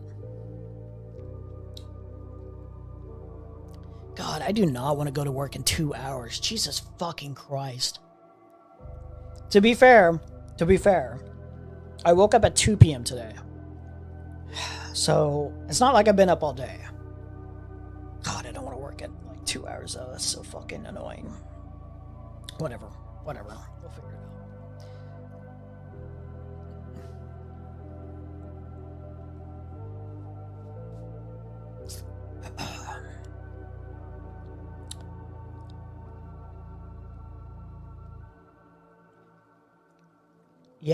Yeah. Dude, body shaming is so fucked up when you think about it, bro. Motherfuckers. Body shaming is so fucked up. We're just really hitting at people's, like, self-esteem, like, to the core, bro. It's so mean, man. But if we can't insult other people's bodies, what can we insult? Can't insult people's intelligence. We can't insult people's physiques. We can't insult people's race. We can't insult people's... I don't know, man. That's why they're insults, bro. It's rough, man. It's rough.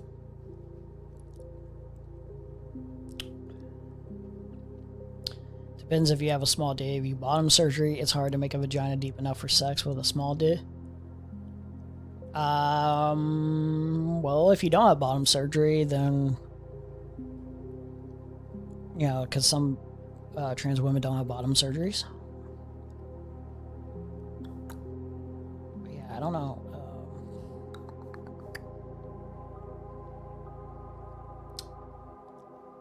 I suppose I don't know enough about bottom surgeries to maybe that's true. I guess.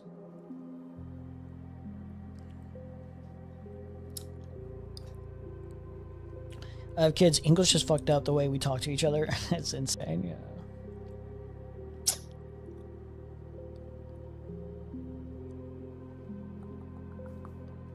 I've still never watched Ironheart. And I never will. I just heard it's just so bad until like maybe the last episode, and even then it's like, wasn't Mephisto's in it? And it's like, who cares? Who cares about Mephisto? I don't give a shit. Oh, Mephisto's in this? Oh, neat. Who cares? Where's my list? Is it not gonna show my list? Show my list. I have my Phase 4 ranking. Should I change this in the future? Not now, but... Is this really my ranking? No Way Home? I feel like Shang-Chi is actually better than No Way Home. Why is Loki here? Loki should be... You know what? The more I think about it... Why the fuck is Werewolf by Night here? What was I thinking 3 years ago? What was I thinking? Oh, this must have been when I was, like, really soured on that finale of WandaVision, because WandaVision does not... Wait, did I actually rank it? There's no way. This is not my ranking. There's no way I put Black Widow above when... What was I thinking 3 years ago? Well, this is still accurate. Love and Thunder and She-Hulk still being bottom? This is still accurate. Is Eternals really deserving of this ranking? It probably should be a tiny bit higher. You know what? Eternals deserved better. I don't think it... listen, the criticism, I think, is, like, primarily fair of Eternals, but I think Eternals is kind of overhated.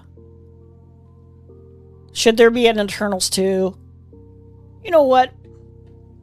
We have had worst beginnings for movie franchises, for heroes.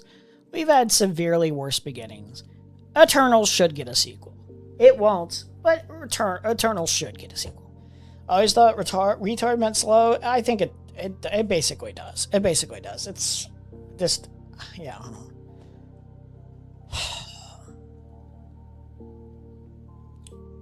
People from all sides are tired of woke schools. I mean, yeah.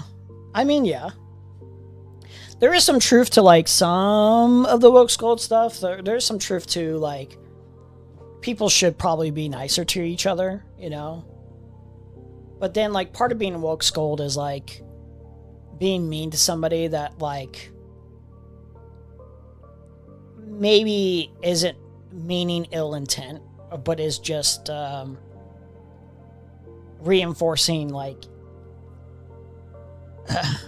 problematic, like, language or ideas, you know? Even if inadvertently. I was watching, like, the John Campea show, and that John Campea guy, he's kind of likable, but he's actually, like, the filthiest fucking normie casual. And, like, kind of an idiot in a lot of ways. And so is that Rob Observatory guy. Like, the way they talk about AI sometimes, it's like, put a bullet in my fucking head. And, like, John Campea was, like, briefly talking about Obsession, like, the other day, and he's like, you know, Bear isn't actually the villain. It's a little bit more nuanced, and it's like, oh my god, this guy's, like, reinforcing, like, he's reinforcing, like, rape culture shit. Like, he doesn't even fucking realize it. Like, you would think of John Campea as, like, generally not, like, super, super progressive woke, but he's, like, more than, like a lot of people online, you know what I mean? Like, so he doesn't mean ill harm or whatever, but it's like, that's, like, the moment where I wanted to be kind of, like, a woke scold and be like, okay, dude, how did you not understand that Bear is the fucking rapist in this film? Like, how do you not understand that? Like, what the fuck, man? Like, Obsession is a litmus test. That movie is a litmus test. Let's be real. You show Obsession to somebody and like, you'll get an idea how much of, like they might be a rapist or like, you know, inadvertently, helpful to reinforcing rape culture and shit. It's so crazy, dude. I was like, this is unfortunate. These kind of takes are pretty unfortunate, my guy. I don't know about this one, man. I don't know about this one. That motherfucker said Bear's not the villain. Come on, my guy. Like, you can certainly make the argument about Bear being, like, at least in some ways, a sympathetic kind of, like, it's like, he's more pathetic than sympathetic, but it's like, okay, like, you can see how, like, some men become like Bear a little bit, like, and there's, like, a little bit of, like, oh, I can see, like, why someone can become this kind of sad, pathetic wretch, you know? But it's like, damn, bro, like, I think you should probably know better.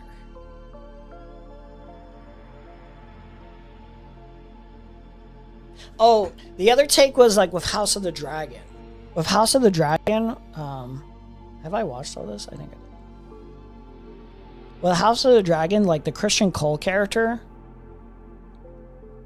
is, like, well, spoilers for House of the Dragon, but the Christian Cole character is, like, read as, like an incel, misogynist. And it's like, to some degree, like, yeah, he's a misogynist, like most characters in, like, Game of Thrones and House of the Dragon especially. But, like, he's read as, like, flatly just, like, a villain, like a whiny, pissy, misogynist, like, person.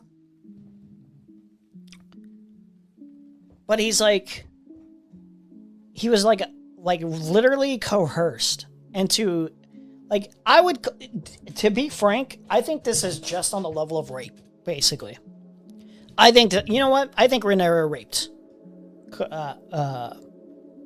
what's his name? How did I just forget his name?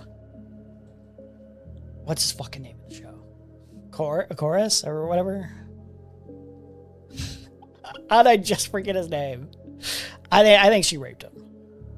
I will say that actually, because like she's basically just taking advantage of her position as queen to like just fuck somebody. Like, and it was like he was in a position of being like a knight's guard, and he has an oath that he's not supposed to break, or you like if you have sex with the queen or whatever, even if it's consensual or whatever, like you're breaking your oath as like a knight. And it's like, so if you break that oath, like you're completely fucked. If like it's found out, like it's like a death sentence. You're like fucked. You're entirely fucked. Your honor's broken after being an oath breaker. And she doesn't give a shit at all. Like she's just like thinking of herself first. And she coerces him into having sex with her. It's basically like it's like the idea of like what's gonna happen if you don't have sex with her. You know what I mean? Where like so either way, you're coerced into this position. You're either not obeying like I think she was the princess at the time. Yeah. So it's either that, which could get you into trouble, or you're coerced into breaking your oath. So like that leads him down a spiral where he's trying to remedy this, where it's like I broke my oath, and he's like, oh, we need to run away together or whatever, which is like okay, unrealistic, but it's like he's trying to like restore some honor or whatever and try to like do good or whatever, or like in this world's version of like being honorable or whatever. He's trying to remedy the situation and do right. He's like, run away with me. And she's like, I'm not gonna fucking do that. And then like, I think it's like kind of implied. I think it's like even told at some points. I don't remember the entire story beat for beat, but it's basically she's like kind of careless if the information gets out. And so like he kind of goes crazy or whatever, and he like kills one of the people at the party or whatever. And he like almost kills himself afterwards. And he's like saved by Allison or whatever. For whatever reason, he gets away with that. But it does like insane psychological damage to this guy. Like it just like this whole event like completely shatters his psyche entirely. It sends him down like a fucking spiral of depression and shit like that. And then he fucks Allison later, which he shouldn't have done that either. And it's like, oh, like this is actually like people are not reading the story correctly. People like hate this character more than they actually should realistically. People do not view this in the proper context of like this person was like taken advantage of like multiple fucking times now sexually. I don't want to be that guy, but it's like if this were a woman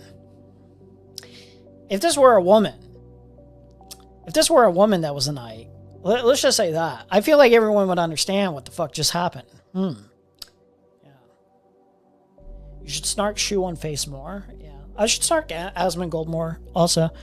I think we'll start doing that more often. We'll just start snarking Asmongold especially more. Shoe on head is on the table as well. For certain.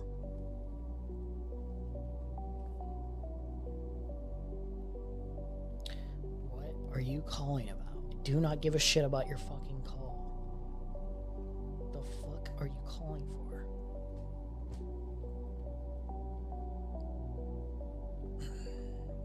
Fucking 1 a.m. National.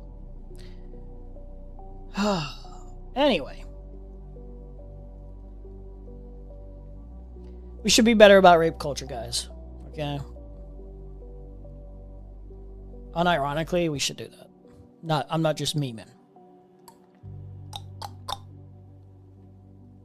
So what was I saying about obsession? Oh yeah, I already said that. Yeah, people. Yeah, it's a litmus test. Honestly, that and the House of the Dragon example. If I were to tell these stories or whatever, like, and get people's like opinions on this, it's like, how much of a weirdo kind of like lack of understanding do you have of consent? You know, like I meant this too when I was talking to that like fucking Deebs Bubs or whatever the fuck their name is. I was like, yeah, it doesn't seem like a lot of people really understand like consent as much as they probably should understand it, you know? It's very unfortunate. A bunch of rapists in our midst. Is Ogre Boy streaming right now? I think he is.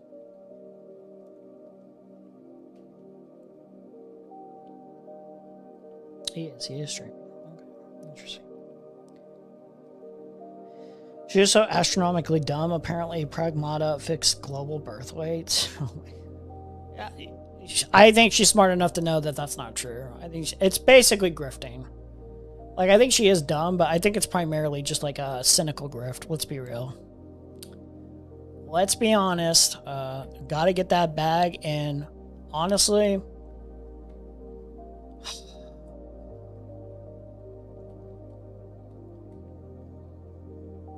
sometimes it pays to have no soul. It really does. We must struggle out here. We must struggle. We must struggle.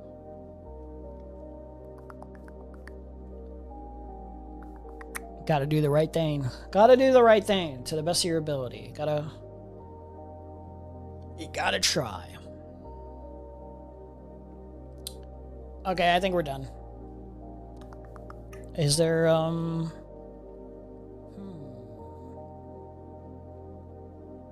How do I miss some of these messages? I don't know how I'm not seeing these messages, but they're showing up on my chat. I am so sorry. I don't even know what name this is. Wait, this wasn't Star Wars. I need to go to bed.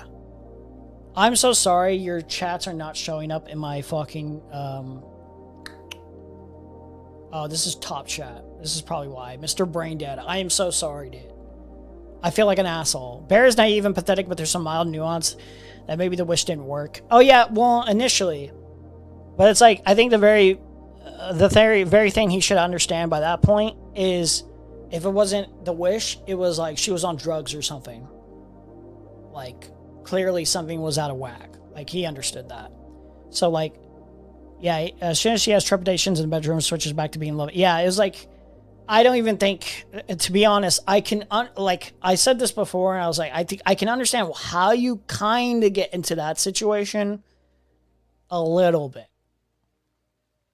I think you should know better. I would understand if, like, you're feeling like maybe this person's lucid enough. That being said, I think you should be a little bit more, like, I feel like she was acting weird enough to where you could assume that she was drunk. I'm gonna be real. I think it was pretty transparent.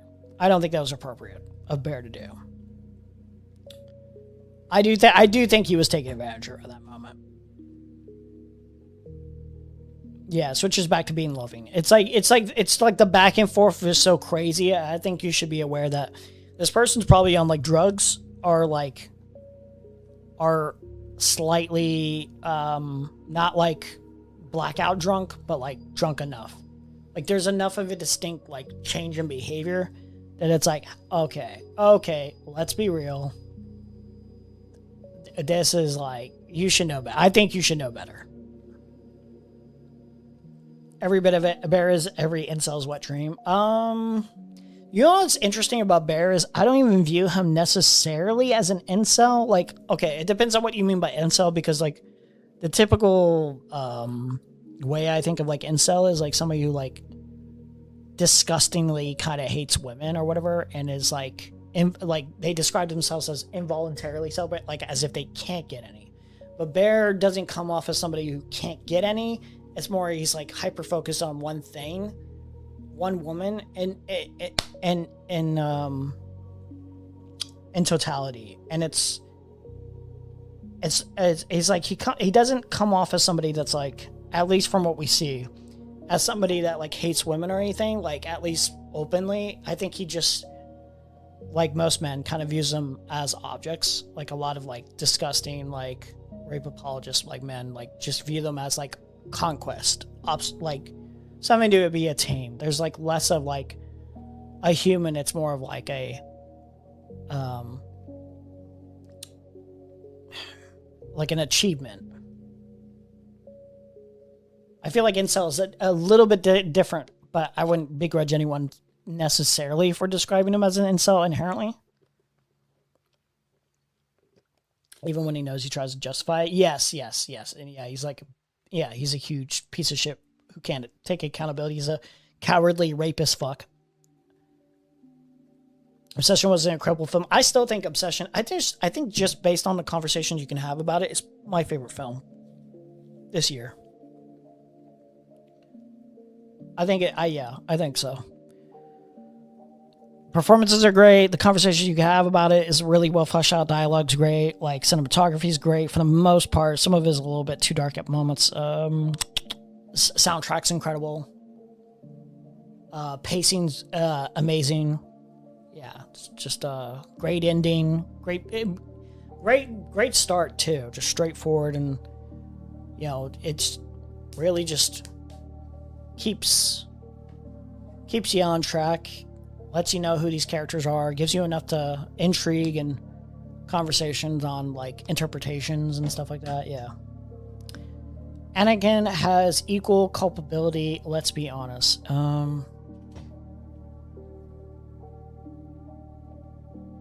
Wait, this wasn't Star Wars. Yeah. I don't know what I was talking about where you thought I was talking about Star Wars. Was I talking about Obsession? Probably.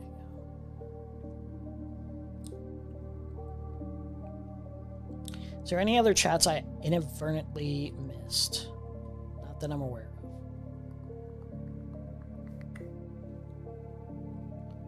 of. Okay, I think that's it. Okay, guys. Yeah. Sorry, Mr. Braindead. Let me try to... I'll go to live chat more often.